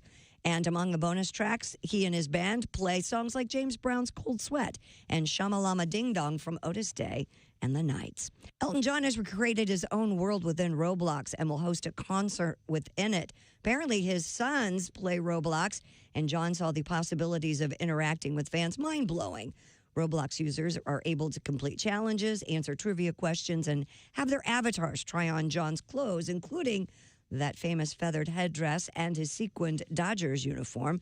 The special concert experience will be on November 17th, re-airings through November 20th. And Reba McEntire has temporarily gone silent. McEntire writes on social media her doctors advised her to go on vocal rest, which means she's rescheduled concerts this weekend. McEntire will push those shows to December. She's scheduled to perform at the Country Music Association Awards next Wednesday, though. And that's your entertainment news. I'm Christy Lee. More of the Bob and Tom Show coming up. Think you know your pro football and want to put your knowledge to the test? Then play Pigskin Pick'em every week at bobandtom.com. This is your chance to win a Mini Max Big Green Egg. Just pick the winners of this week's pro football games and you could win a Mini Max Big Green Egg. Head to bobandtom.com/contest and play Pigskin Pick'em with the Bob and Tom Show. Essential morning radio. All day and all night. This is Bob and Tom 24/7. 24/7. The next time you're traveling, don't forget about the historical and beautiful state of Illinois. Catch a Cubs game at Wrigley Field in Chicago.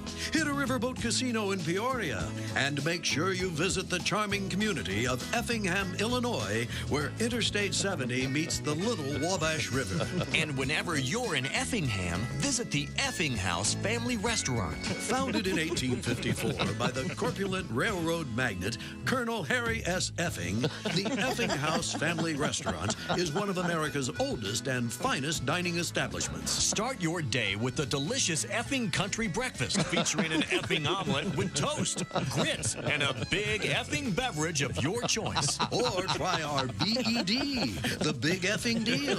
Once again this week, it's effing ham and eggs. For lunch, try the huge effing burger, pan-fried in a rich butter sauce mixed with big effing egg yolks. We call it the effing heart attack.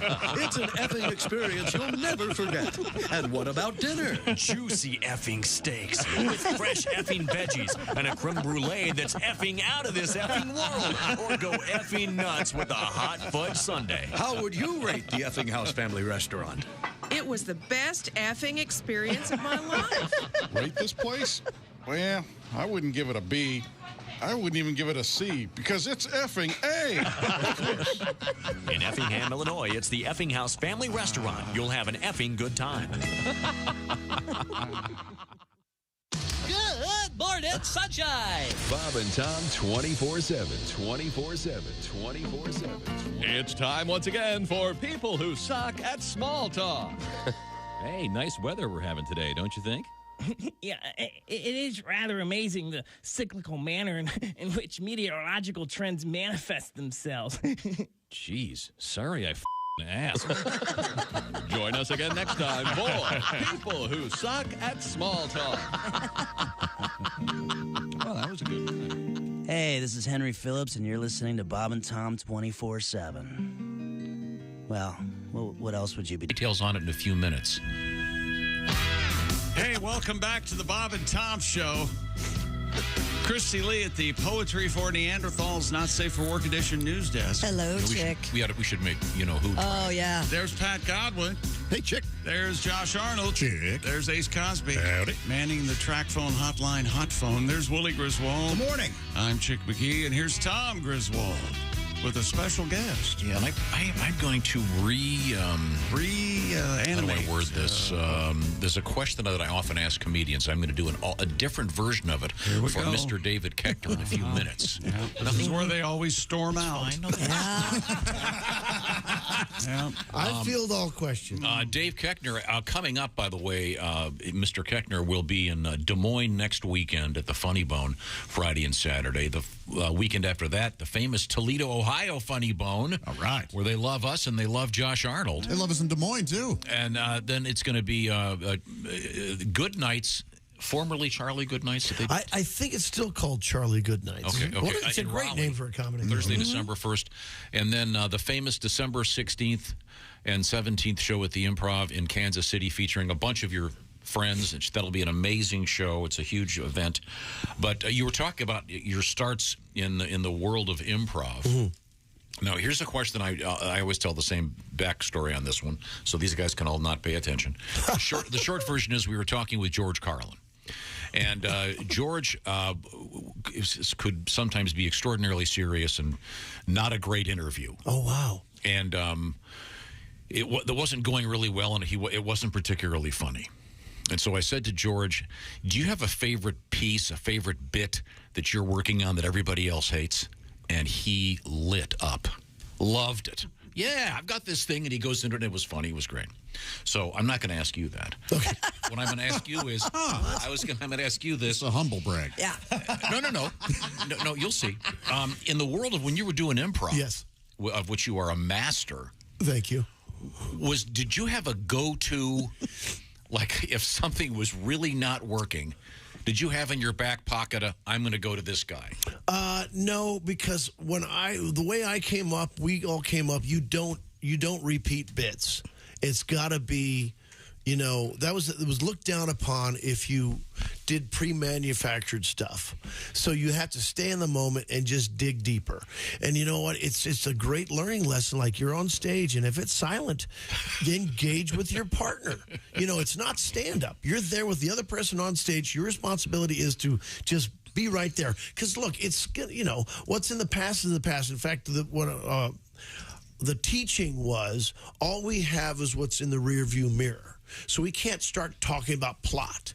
We have only this moment. And the only way it's going to work is if we're in a relationship in this moment. That's what's interesting to the crowd.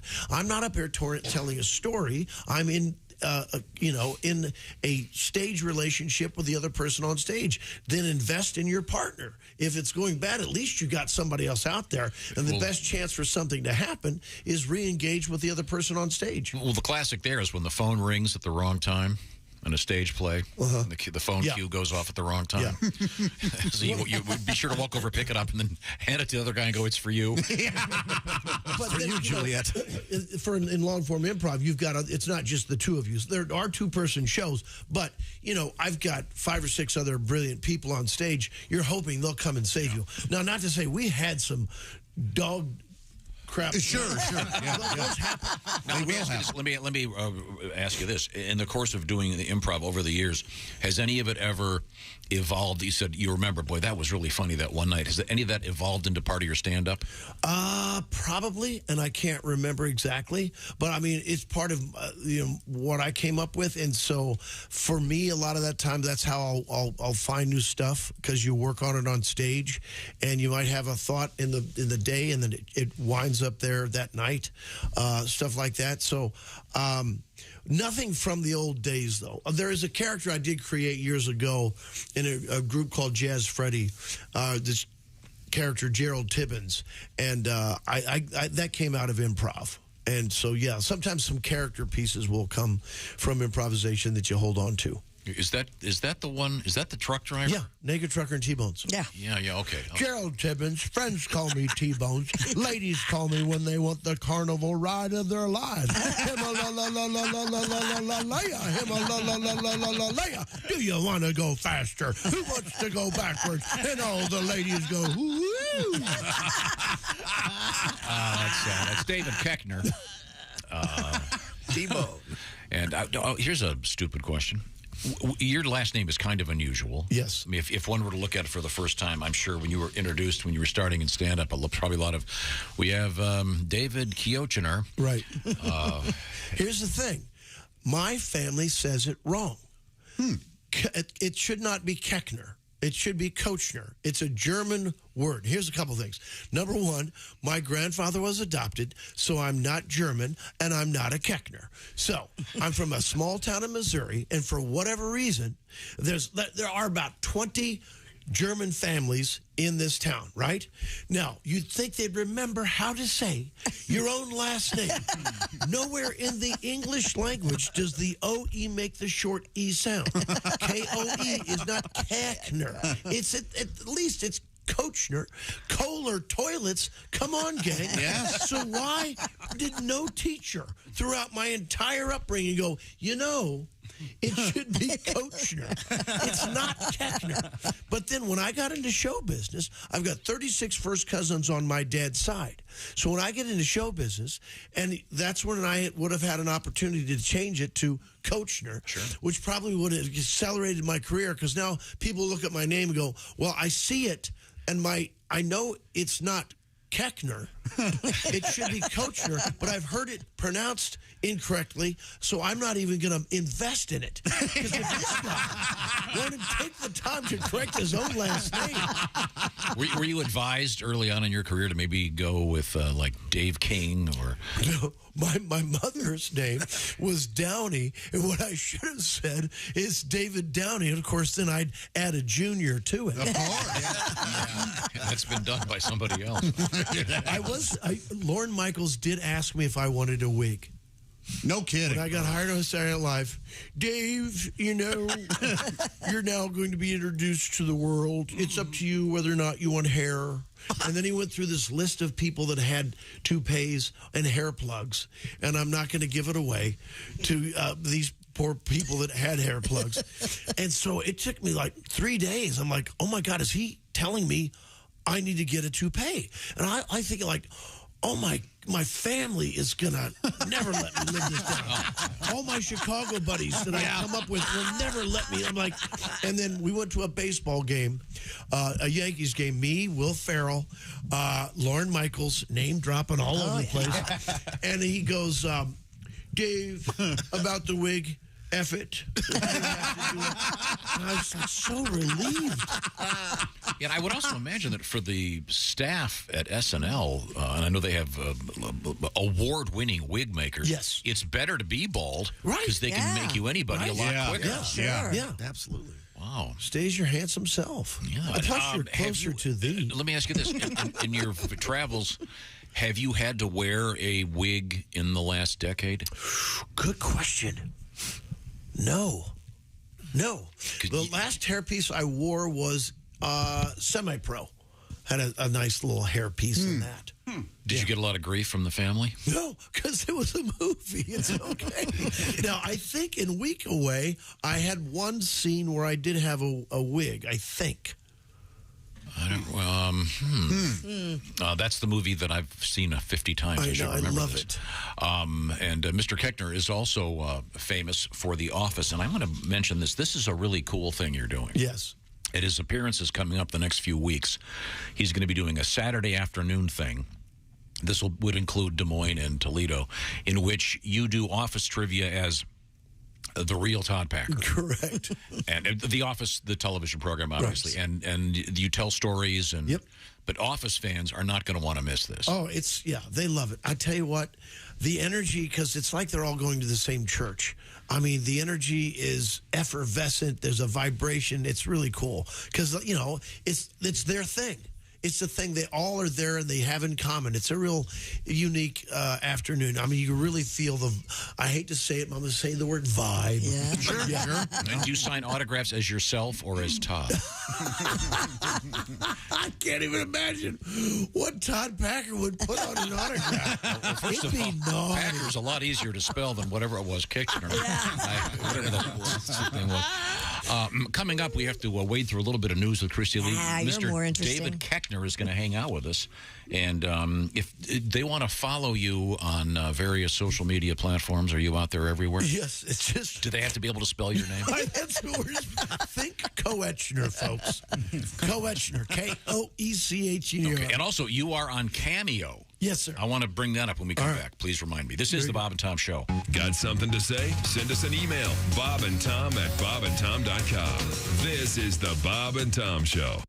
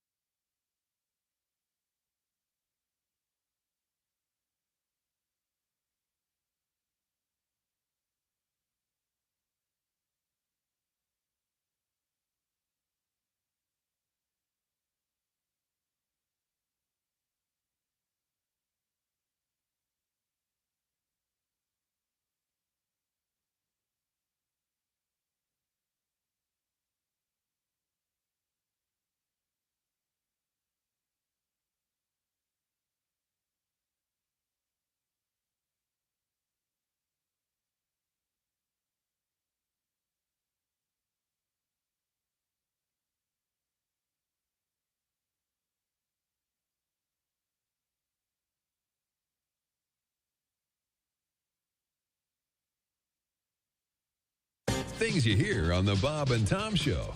Looking to buy a new car, but the looking part is getting old hat? Well, maybe you need to try shopping at Bob Bile Motors. Bob Bile Motors. Hi.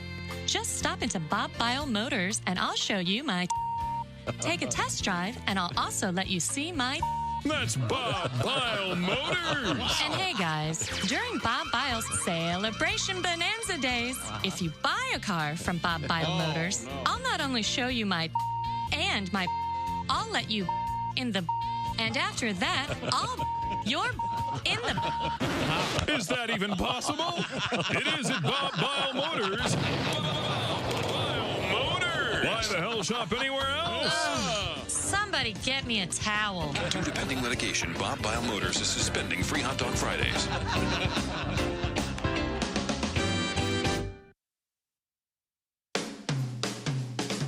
Bob and Tom 24/7. It's not on air. It's online. Bob and Tom 24/7. Hey, treat yourself to a Bob and Tom VIP membership at bobandtom.com. If you love the Bob and Tom Show, how about full access right now? Makes a great holiday gift as well. The Bob and Tom VIP premium service. You get the video camera stream of the show in studio. You can listen to the Bob and Tom Show commercial free and on demand with our daily podcast. And the best part about being a VIP member, access to the Bob and Tom archives and the album library. You can sit back and relax and listen to all the Bob and Tom you want whenever you want, right at your fingertips. Check it out now at bobandtom.com/VIP. Rolling through a Friday with you. I'm Mark Allison, and you are listening to Bob and Tom 24/7. Good morning, I'm Mark Allison with a look at things you may have missed. Perplexed that it seems no one can win the gigantic $1.5 billion Powerball prize? A big reason is people aren't buying as many tickets for each drawing as they did 5 or 6 years ago. When fewer people buy tickets, a smaller percentage of the millions of possible number of combinations are covered and the likelihood of a winner drops. The next drawing will be held Saturday night. Of course, many people still playing Powerball. Ticket sales from those players that fund the prizes and enable the jackpot to soar by $300 million after there wasn't a big winner last Wednesday night. Officials at the U.S. Embassy in Moscow have visited jailed WNBA star Brittany Griner more than a week after a Russian court rejected her appeal of her 9-year sentence for drug possession. A State Department spokesman says American representatives saw firsthand her tenacity and perseverance despite her present circumstances and said the U.S. is pushing for the immediate release of Griner and fellow American Paul Whelan. He was sentenced in 2020 to 16 years in prison on espionage-related charges that he and his family say are bogus.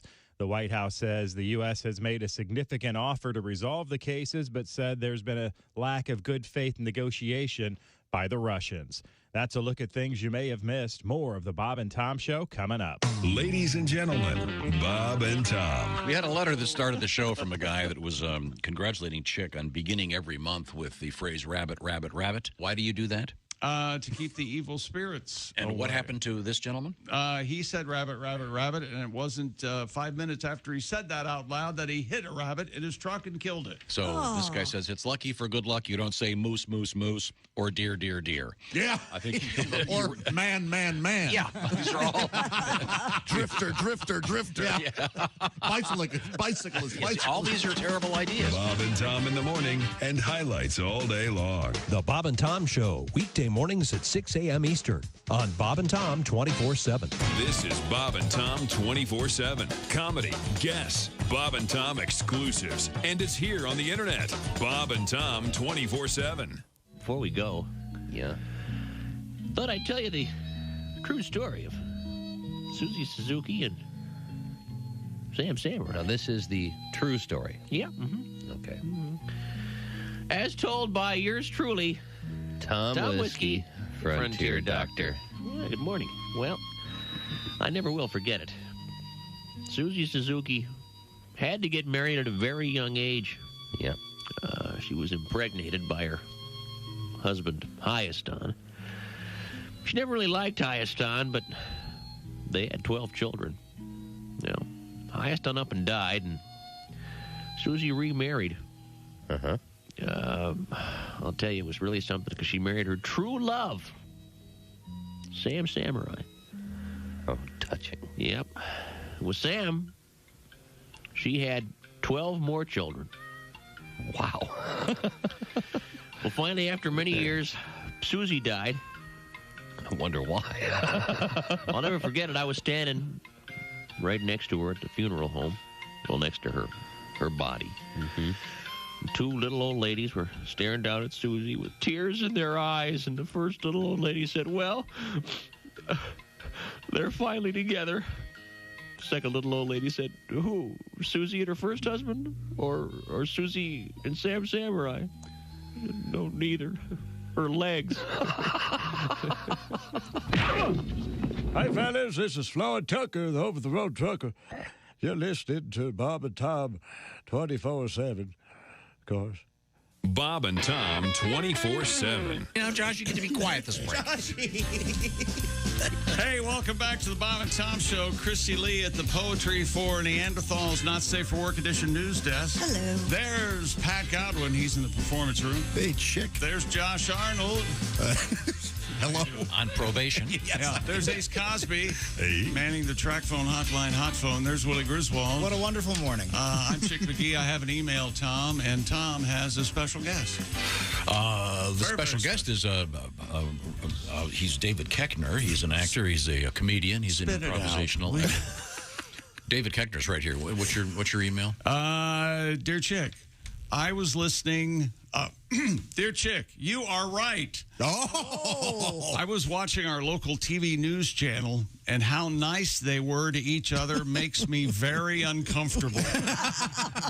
I don't know what that says about me, but whatever. I love the open hostility on the Bob and Tom Show that you have with each other. Yeah. Oh, shut up. You tell him, dummy. That's Kyle from Billings, Montana, and I think I owe someone in Billings, don't I? Make it a good one, too. Dear Bob and Tom. Yeah.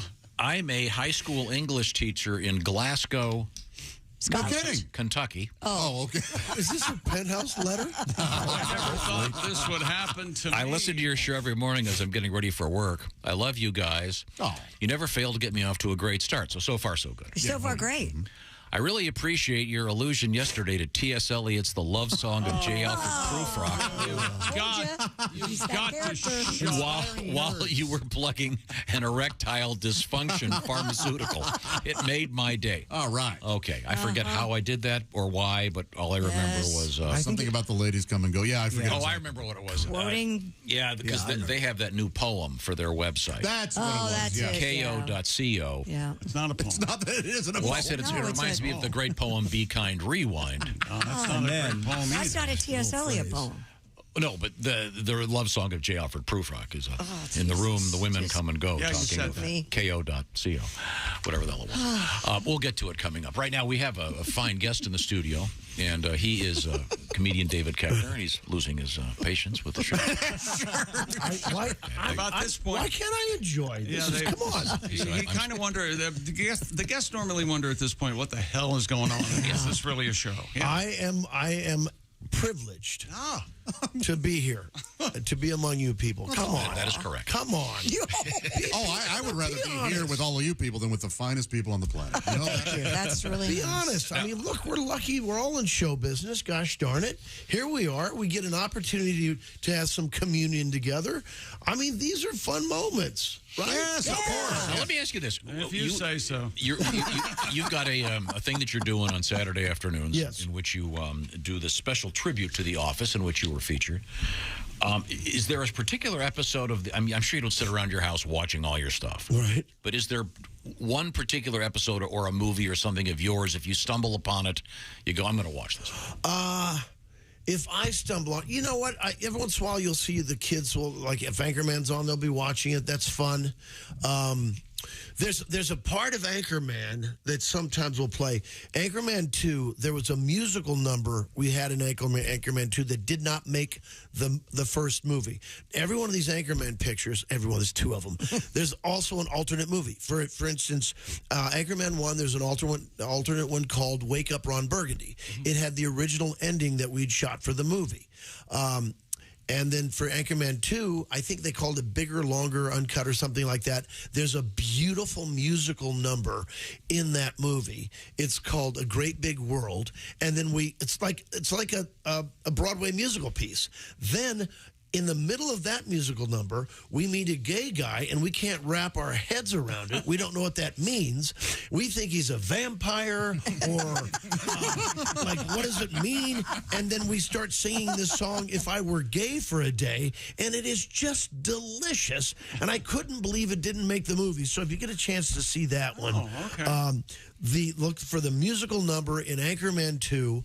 Also, another movie you just mentioned was Cheap Thrills, which you'll never see on broadcast. It's a dark comedy. It's not for children. Yeah. You will not be watching that after you watch A Week Away with your daughter, unless she's in her 20s. But Cheap Thrills is a great movie. And it's one of those ones I was hoping would have gotten more attention, but they sold it the first time they took it out to a film festival, and I couldn't believe it. But boy, that's a good one. Yeah, it sure is. Okay, I'll look forward to checking that out. David Koechner is our guest, and I thought we would play our game. Should we do that? Oh my gosh, sure. Let me explain. This is a game called Poetry for Neanderthals, the Not Safe for Work edition, available exclusively at Target. Oops, sorry, missed it again. Did you add that? The way it works is, Josh, you have the cards over there? I do. Now, Josh, it can only give clues using single-syllable words. Okay. He can string together a sentence, but they all must be single-syllable words. And the answer is usually a two-word phrase of something that could be naughty. It could be adult-oriented. Very. And do you want to give us a shout here? Go. Sure, yeah. So I'm going to give you the clues in one syllable. Pet. If you have one of these, your speech may be slow, your face may sag. Stroke? Yes. Oh, yes. wow, nice. Good job. I thought it was a pet. Boob. Stroke a boob? No, swim move. Breaststroke? Breaststroke. Nice. Yes. That's it? Yes, that was breaststroke. Okay. Not particularly naughty, unless, you know. No, but I think the fun is getting the person to say breast and the clues that you would use. Okay. I mean, Because we're all in 6th grade. Well, that's kind of the fun of the game. It's very sophomoric. And Do you have one, Willie? Yeah, sure. Here we go. H2O. Water. Yes, and Moist. no. wet. Squirter. Wet dreams. Holy water. Weed. Squirter. Weed. Yes. Bong water. Yes, exactly. Bong water. Thank you, Patty. Wow. Wait, I thought so. The answers aren't single syllable. No. Just the clues. Okay. Okay. Once again, we're playing Poetry for Neanderthals. I think they call it that because when you're giving the clues, it sounds like you're kind of a Neanderthal because you can't use a two-syllable word. And it's hard to remember I'm terrible you at can't that. throw out a 2-syllable word. Now this, I don't know what this is. So maybe when we figure it out, we can find out what it is. Okay. I don't know exactly what it means. Stick to a wall, no glue, but use this to stick. Velcro? Tape? Yes. Tape. I have to Tapeworm. take a tapeworm dump in the John. He said dump. Dump? Yeah, not Tape dump. Not dumb. Poop? Pee? Yes. What? Pee tape? Pee tape. Oh, that's like the politicians may have a P tape. What's a P tape? I've never heard that's that. what it is? That's what they're talking about. Certain politician may have R. a P Kelly tape. P Yes, tape. that too. R. Kelly won an Oscar for a P tape. Oh, okay. P tape. What? I still don't understand it. Like a video where he's Chuck Berry may have a Chuck Berry, ex Danny Thomas. Yeah. I thought that was a poop tape. That's an old. They're talking about your deep cuts, What did he and that might be apocryphal. We have no idea. But Who did he? I've always wondered, like, there were certain people, like, what did Danny Thomas do to get the glass table thing? Right. And what did Poor Richard Gere do to get the Rod gerbil? Stewart. Well, Richard Gere put a hamster up his ass. No, it wasn't gerbil. But, Come on. sorry, gerbil. I But I don't know how the others. Danny Thomas pissed off Phil Donahue at the wedding. That's what I heard. Now, here's a guy. Okay. He pays his taxes. Let me tell you. I should mention that Dave Koechner is going to be on stage. He's got this helium gig tonight. He's got coming up in the next couple of weeks, the Funny Bone in Des Moines next weekend. The weekend after that, the Funny Bone in Toledo. And they will also include a special Saturday afternoon thing of office trivia with the real Todd Packer, which How fun is that? Really fun. Very time. fun. And I think you mentioned during the lockdown, a lot of people binge watched The Office. Yeah. Mm-hmm. Now, does that? This is I don't want to get into a delicate territory here, but does that benefit you in any way?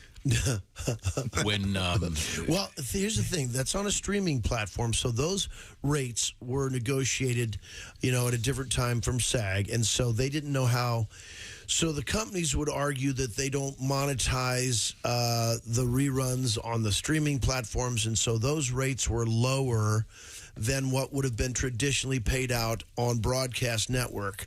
Boy, if I haven't put people to sleep already. Mm-hmm. But so yes, you didn't get remuneration as much as you would have for broadcast plays. Okay. But since then, now SAG has come up with Screen Actors Guild has come up with a different formula to make sure you get paid more. Now, so I wasn't a regular on The Office. Those people are mad. Some of them, right? Because the people watch The Office so much, and they weren't necessarily, paid for it on all those plays. But, the way you got to look at it is, what's the good side?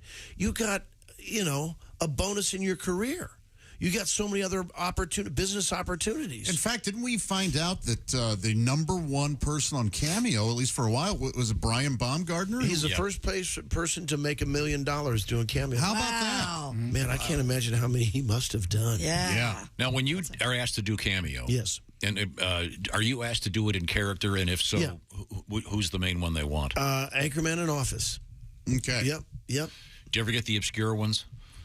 Rarely, but sometimes. Say someone wanted to give their daughter a thing from the camp. I'm going to make a cameo for your daughter before. No, just something today. If I can remember anything from a week away. We'll get to that. Right now, I want to talk about how this show sounds 20% better if you're listening on Raycon earbuds. Is that correct? That's exactly right. There's nothing worse than the mall in the months leading up to the holidays. The noise. My God, the noise. That's where you need earbuds.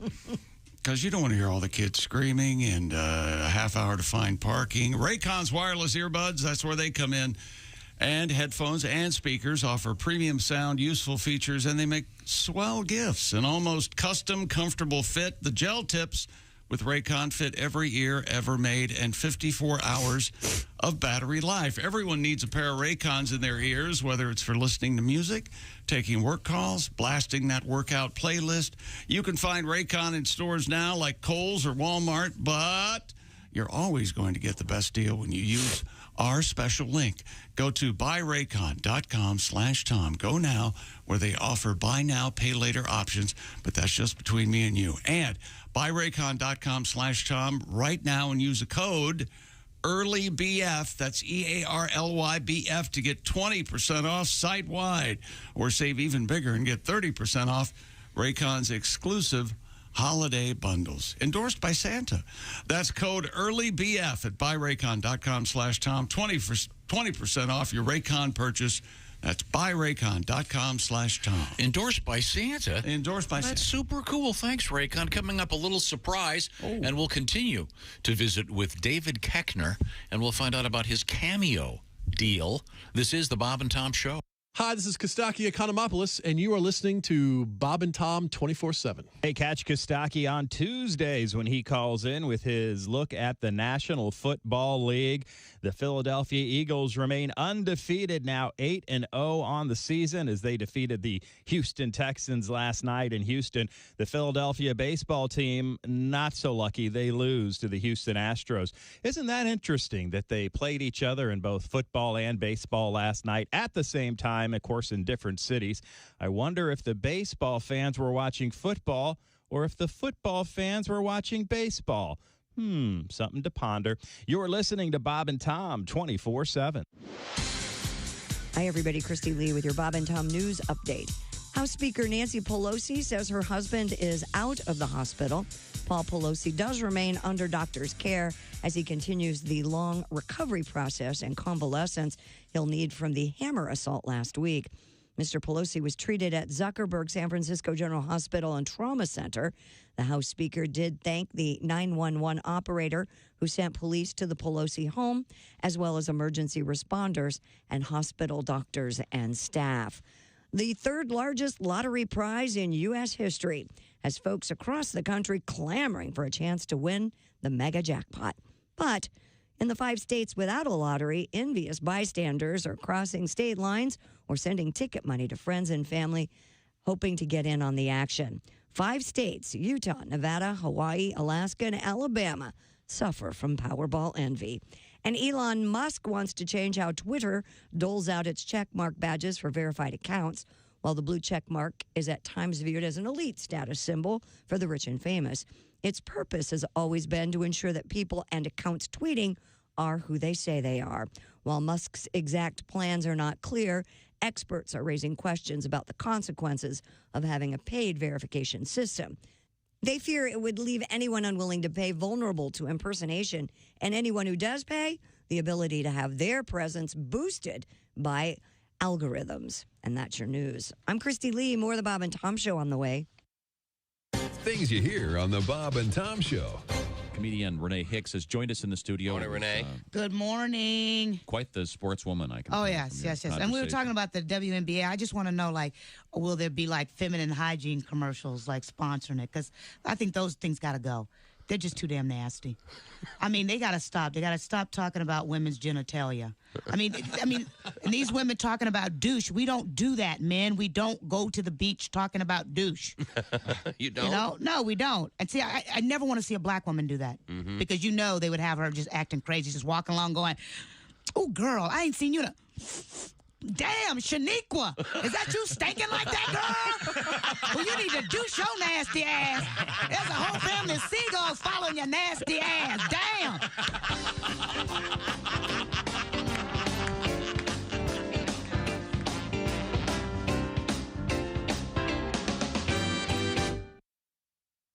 Hey man, it's Donnie Baker, and the fact remains there's nothing better than being a VIP. And I don't mean like us dudes on Pervert Rabbit Xanadu's. I'm talking about a Bob and Tom VIP.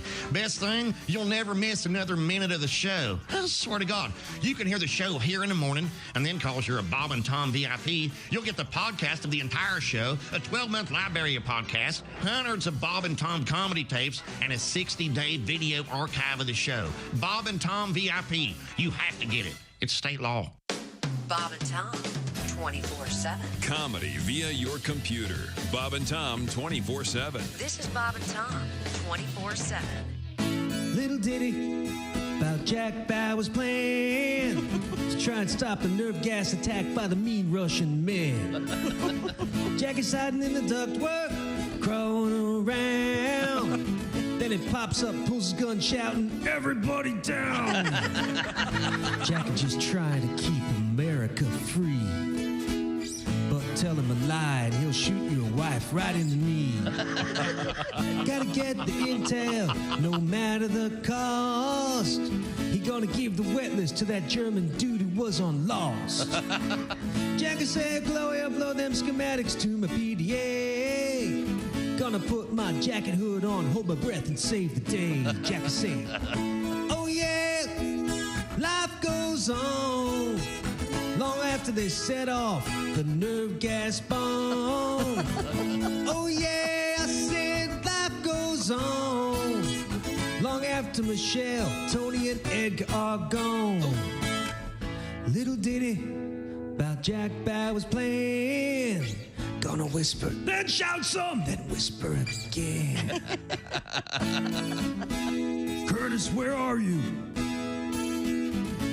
Tell me about Mr. Cooper. Tell me about Mr. Cooper. Get in the chopper now.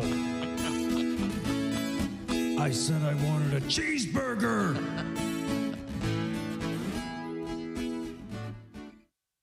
Hi, this is Bobcat Goldthwait, and you're listening to Bob and Tom 24/7. You know you're too high when you're eating cereal naked and your girlfriend tells you to put some clothes on. You realize it's not your girlfriend, it's just a woman on a bus. Sure. That's how you know you're too high.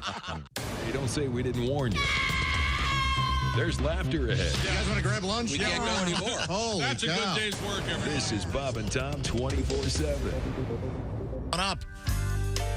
Welcome back to the Bob and Tom Show. Christy Lee at the news desk. There's Pat Godwin in the performance room. Hello, Chick. There's Josh Arnold. Chick. There's Ace Cosby. Hey. There's Willie Griswold. Good morning. I'm Chick McGee. Here's Tom Griswold. And even though Christy made him cry, he's still here. It's David Koechner. David Koechner is a fine comedian, improv guy, I know what Christy said to him. I kicked him. I'm sorry. No, we're talking about my family. You know. Okay, now Mr. Koechner Yes, sir. is doing some special appearances, and they will include on his Saturday appearances. He's doing during the day a special tribute to The Office. Office trivia. This is quite a. What's the exact title of the piece? Office trivia with the real Todd Packer. Okay. Sounds great. Yeah. And you've got a bunch of great stories about that. So that's coming up. But right now, a little surprise for everybody. Oh. I think on the big screen, there we go. Oh, there he is. Hey, everybody. It's me, Jeff Oskey at the Failed to Mention News Desk. Hi. Hi. How's it going in there, everybody? Hey, I want to apologize. Last week, my segment really fell flat. I swung for the fences. I came up short. I've been feeling down all week. Sorry. So I decided to do something about it.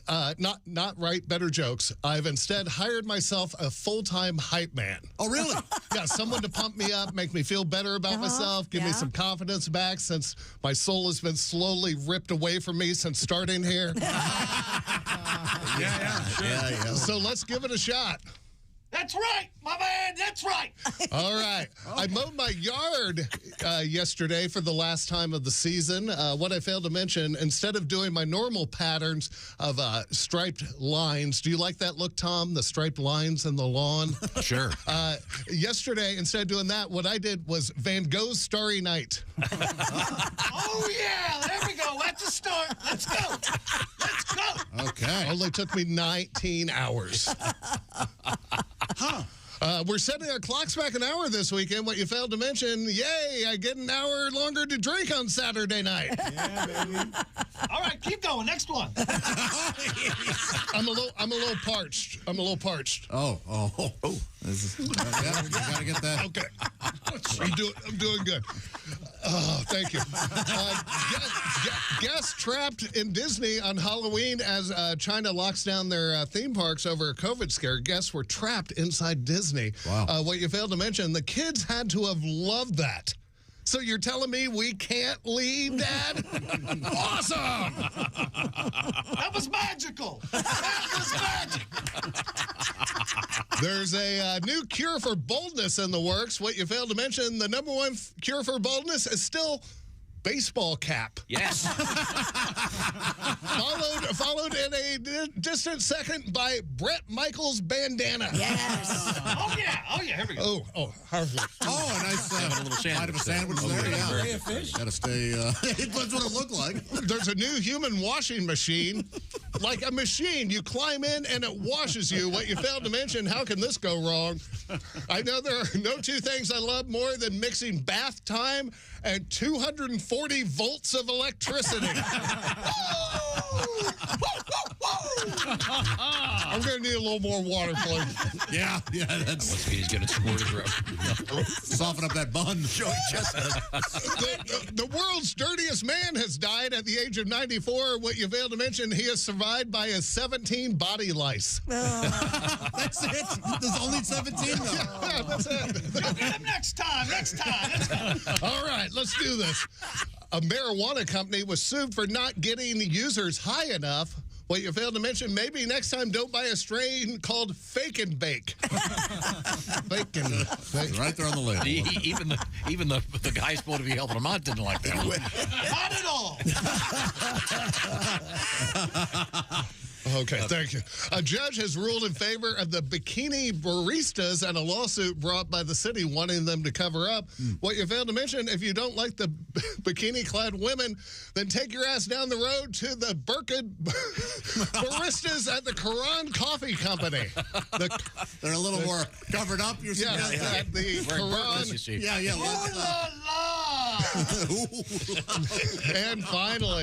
And finally, old-ass musician Jerry Lee Lewis died. What you failed to mention, here's a fact I just made up. A whole lot of shaking going on was written while watching his niece play Yahtzee with her school friends on the living room floor. I've been Jeff Oskey, and this is the news that we failed to mention. There he goes. That's the hardest working man in news. Jeff Oskey. Oh, boy. Thank you. Our guest in the studio is David Koechner. Do you prefer David or Dave? I don't hear the difference. Okay. I mean, some people are very strident about how you say it. If you're a fan of consonants, then David. Although sometimes I have said my name to people, and they'll go, Jeff? So that's why the consonants So you prefer Dave, David, or not Jeff? Not Jeff. Okay, good. Koechner. Getting some interesting emails from those listening out there, and these are two of them that say almost the same thing. Oh, I'm a please, small-time please teacher. Please tell Mr. Koechner my favorite character of his was Stumpy from Out Cold. Yes. Next one. Hey, Bob and Tom Show. I love listening to you guys. I wanted to say I'm a huge fan of David Koechner. My favorite of his movies is Out Cold. Nice. Nice. Snowboarding? It's a snowboarding movie made in the turn of the century, actually. You can say that. Turn of the century. It was made in 2000. We shot that in Canada. I play a local roustabout in this ski town named Stumpy. And he was a very colorful character. Did Stumpy have both of his arms? Yes, yeah. There was no reason. There was no explanation for Stumpy. I guess maybe his intellect. So he would have been done well at that Neanderthal game. But Stumpy, and the beautiful thing was that thing. I had a gorgeous mustache that the hair and makeup person put on. She had this piece, and it's not at SNL. They can help you put a character together with some pieces, but this is the first time on a film she had this gorgeous bushy mustache, and she put it on me like, man, that just made the rest of the character absolutely come to life. All right. So sometimes you can get help out. Now, can you grow one? A mustache? Oh, yeah. Really? A good one? Oh, yeah. It'll be nice and gray these days. But, yeah, that's another. Let's see. The last time I grew a nice fat beard was for a different Christian film, because Weekaway actually happens to have some Christian themes in it. It was one called Priceless. It was about human trafficking. It was not a comedy, but I grew a nice bushy beard for that thing, and I remember I die in the end of that movie. And my sister is played in the theaters. My sisters called me, like, David, we just saw your movie. You have to tell us when you're going to die in a movie. You might just think you're dying. You're our brother. We're watching our brother get killed. Right? Yeah. So. Once again, with the holiday season just around the corner, Yeah. How about getting a nice cameo from David Koechner? Right? Yeah. Maybe you've got a friend. There's so many weird gifts out there, and this is one of the ones I did last year for a few people. If you know someone who's a huge fan of something, how cool would it be to have one of David's characters wish someone a Merry Christmas or a Happy Birthday, and you're on, and it's just you go to Cameo, and there you are, and you can find him there. I've done Stumpy on Cameo a couple times, but they'll want. I've done it before, and so they can ask you to do it again, right? I shouldn't even mention it, but they'll ask you to basically read a script. It's like, hey, I'm just going to make some stuff up here, and we're all going to be good. I've had him go, you missed a couple of words there. Like, how about you just don't pay me, because I ain't going to do it again. Sorry if I missed it. It didn't come out exactly how you wanted it to be. Is there a time limit on Cameo? No. Well, it's actually 6 days. Are you talking about? You're talking about time to get it done? Yeah, the length of one. No, the length. No, it can be as long as you want. What is the longest? Josh, I know you do them all. I go 3 to 5 minutes. You do? I do. Yeah. Why? Because I'm. Because he only gets one a week. I've got the time. Yeah. I usually, if I see he's doing one, he'll be walking around the building. Yeah. I'll always. No, it's funny. I'll always stick my head in and say something really offensive. Yeah. Sure. Yeah. I tend to ramble. I just. Well, you're punishing yourself because you think they paid for it and you've got to give them more. Right. Yeah. But, they say wit is brevity, brevity's the soul of wit. Yes, brevity. So as much as you think you must give more because they paid for it, you're enough already. And a minute and a half is enough. It's short. A minute and a half is really actually quite long for many of them. Yeah, but don't torture yourself. Yeah. No, it's never torture. But you know what? Feel like you have to give more. Yeah. Do you have any that? Do you save them all? I don't. They're on the app. Yeah. They'll sit there on the app. Yeah. Did you ever go back and look at any of them and go, "This is no." See, the thing about mine, Dave, I charge $10,000. Wow. I feel like I should at least give 3 to 5. That's a bargain. Yeah. Well, thank you. Yeah, that's what I thought. What is the most expensive one on there? Oh, there's people you wouldn't believe it. I mean, Snoop Dogg does them. Troy Aikman does them. Yeah. What's his name? Chuck Norris does it. But they'll be a couple $1,000. Yeah. You know who's making a lot of money on it these days? President Joe Biden is actually, and he's been doing a lot. I would be, does Meghan Markle do them? Oh, God, please. That wouldn't surprise me. Anything for a buck. We're trying to get away from the royal family and publicity, so we're moving to L.A., the show business capital of the earth. Okay, good. They're fun. People really enjoy them. Yeah. I should get, he's a little shy. Pat Godwin in there is a big fan of the character you do that introduces himself to women at bars. Recently, you talked about it on a Norm Macdonald. Years ago? Yeah, years ago. Yeah, podcast. And which character was That's it? T-Bone, right? He'd take you into the bar. Oh, okay. Yeah, He'd make you hit on these Hey, women. Dave, go over there. Do your T-Bone's character there. Norm. And you guys would go in the bar and you'd be T-Bone. You'd hit on these women who were with guys, right? Yeah, and of course, I wouldn't do that as my normal self because, we're all have our shyness or whatever, but it's for the benefit of your buddies. Yeah. Right? For the benefit of Mr. Kite. But, so yeah, it's just a gag, so it takes all the pressure away. You just hope you don't get hit. Yeah, Norm was something else, man. I tell you what, I went to the L.A. tribute for Norm, and there wasn't a dry eye in the place. I bet. And they had this beautiful picture. Norm is such a gorgeous human being. Yeah. Boy, he had those eyes that were just piercing, blue eyes. And they did this tribute, and it was at a theater, and they had his... Gosh, I'm going to cry. They had his picture up there, and they played a part from his audiobook when he reflects on his time in show business. And it was just lovely. And, because you get to hear Norm again. And Norm is not a guy that is sentimental. But in this piece, he is slightly sentimental. And when you listen to his audiobook, you get to spend some time with Norm, and it's just gorgeous. It's such a beautiful, lovely tribute. Yeah, and he was a cool guy, man. It's such an important, the real comics they love Norm. Norm was a math genius. Did you know that? I did not know that. No. Norm got accelerated through school, and he would talk about sometimes that made him a bit socially awkward because he was accelerated through grades because he was such a math genius. And, math is such an important part of comedy. That's why I'm not very good at it. That's another thing that was What's remarkable. also interesting is that math's an important part of gambling, and yet that really wasn't his strength. Well, it was his weakness. Boy, they said Norm would just borrow money from everybody. If you loan Norm money, apparently you're never going to see it. We were discussing something earlier. What? And none of us understood it. We were talking about feminine hygiene. And I forget why it came up. It was in one of the cards, wasn't it? Yes, and Christy's daughter just had her first period. Is that what it No, was? she did not. She's 20. She's had many. Also, like her second or third. But we were asking her if there was a contemporary slang term, because she's a college student, right? And you figure that the kids are hip. They probably have some slang term for. The kids are hip, aren't they? Yeah, darn kids. They don't want to be like us. They're hipper, and we thought that what was the current term for tampon, and turned out to be tampon. And your period is your period, right? And we had people suggest other things, and we couldn't figure out this one. Grandma stuck in traffic. Yeah, I don't understand that. Someone has explained it to us. It refers to a white-haired tampon stuck somewhere. Oh, no kidding. Yeah, that's that's just no one's going to pick up on that one. Wow. Okay. Whereas, and she didn't get the flow. Right. Because wasn't that the card? She hadn't heard Aunt Flo. That's right. Yeah. Right. Aunt Flo is in town. We're talking about Painters are in town as well.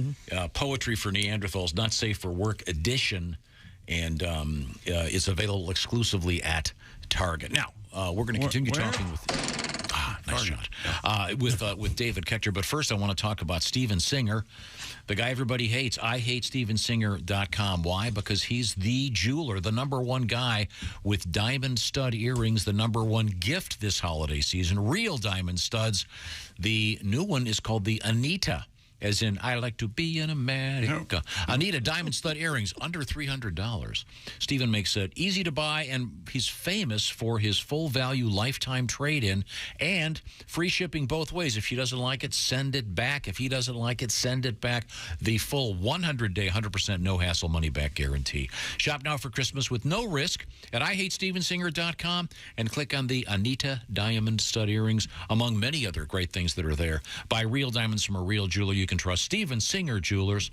That's IHateStevenSinger.com. Coming back with Mr. Koechner.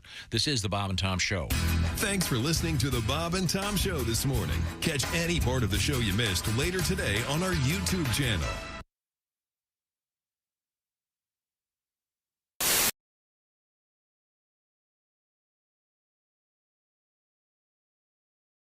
Hey, it's Josh, and of course,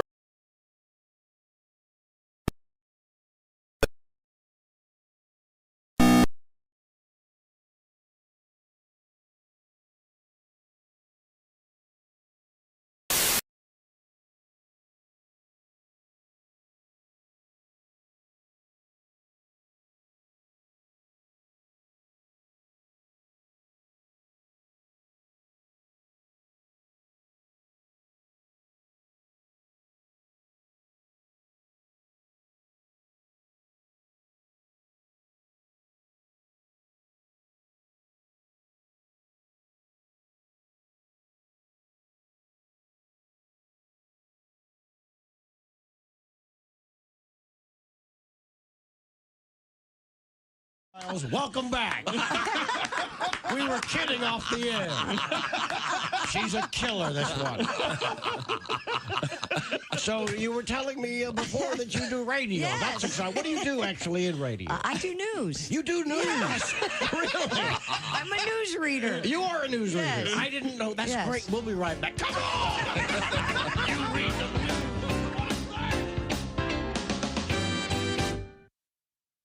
Bob and Tom, 24/7. I will remind you, bobandtom.com is the website where you can check out all the latest Bob and Tom highlights, news, information, videos, the Bob and Tom Show puppets. There's Pat Godwin singing a song from the performance room on video. Just click on it, watch, enjoy, and laugh along.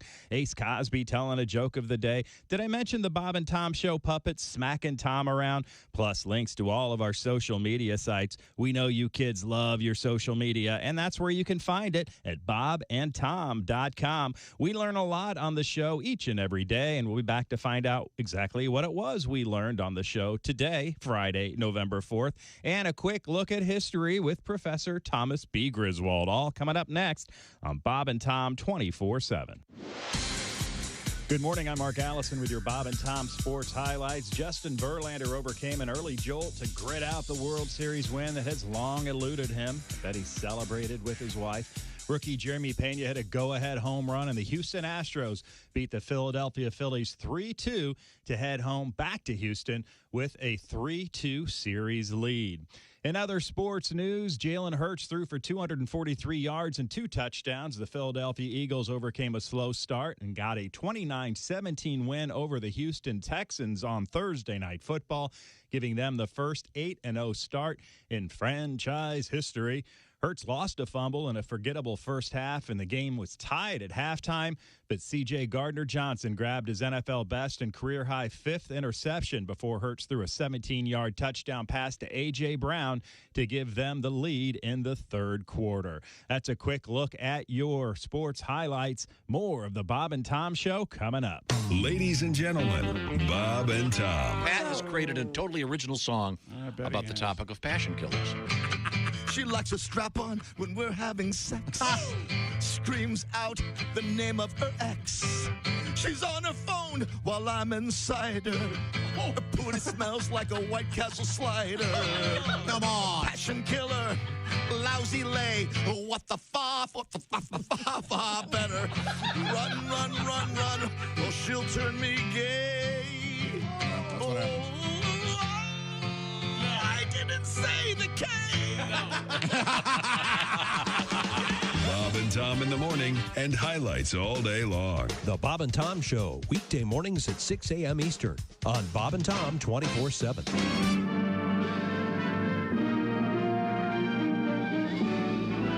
Spanning the globe to bring you the constant variety of loads of curvy cleavage on display.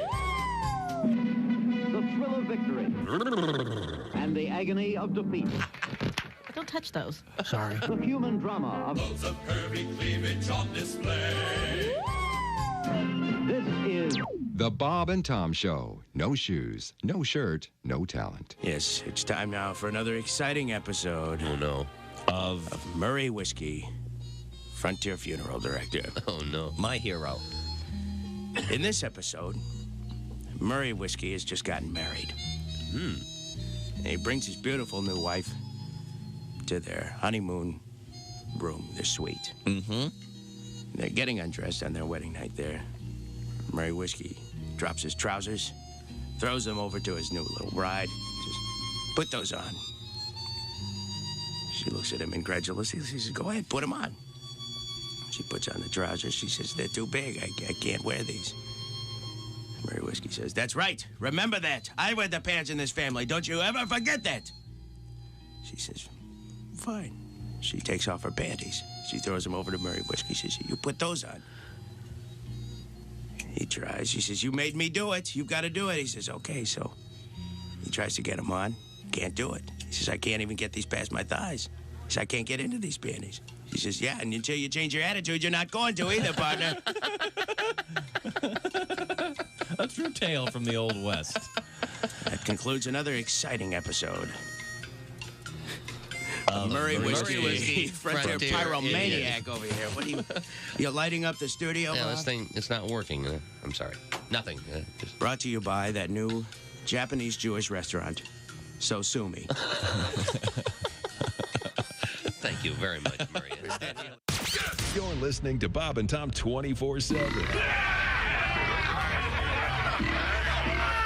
That's awful. Awful entertaining. Essential Morning Koechner. Welcome back to the Bob and Tom Show. Christy Lee at the news desk. Hello. There's Pat Godwin in the performance room. Hey, chick. There's Josh Arnold. Chick. Hi. There's Ace Cosby. Hey, man. Manning the track phone hotline hot phone. There's Willie Griswold. Chick, sir. I'm Chick McGee, and here's Tom Griswold with a special guest. We have a professional comedian. in the studio with us. He is David Koechner. You may know him from The Office or from Anchorman or from the great Netflix movie A Week Away. He's also famous for the Real Todd Packer program that he puts on. But he is a professional. However, even the pros need to have lessons occasionally. It's not embarrassing. Even Tiger Woods has a guy help him with his swing. Mr. Koechner is not aware of this, but we do have a professional comedian, Ace Cosby, here in the building. And Ace is going to show him how it's done, ladies and gentlemen. Who's that sexy man with a deep voice? Ace Cosby, here he is with his joke of the day. What sound does a 747 make when it bounces? I don't know what. Boing, boing, boing. That was Ace Cosby's joke of the day. Boing, 747. Very good, Ace. It's not a McDonnell Douglas product. Brought to you by Omaha Steaks. We're deep in football season. Nothing goes with game day quite like Omaha Steaks. Order yours today, omahasteaks.com. Use promo code BTS at checkout. You'll get $30 off your $149 order. Make your next game day party a huge success with Omaha Steaks. Minimum order may be required. Now, we have David Koechner as our guest. And you've worked with a lot of really famous people. Yeah. So I assume that you probably, I'm not going to ask you to drop any names because my buddy Tom Hanks says that's tacky. Do you put your famous friends' names in your phone with their real names, or do you have some kind of a code so that if... Code. It was for when my kids used to get into my phone. And they would look for famous people, and they would call them. They would call them. I changed it. Did they say, hey, your refrigerator's running, and do those? No, they just say, hey. And the person like, Dave? Because they just say, hey, and just hang there. And then they would call me later and go, I think your kids called me.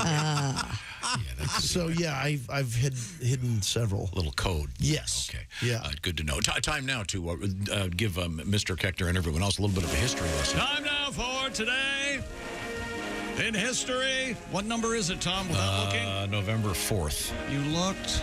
Sorry. Okay, 1842. We'll do this in form of a quiz. Abraham Lincoln married who, Josh? Mary Todd? Mm-hmm.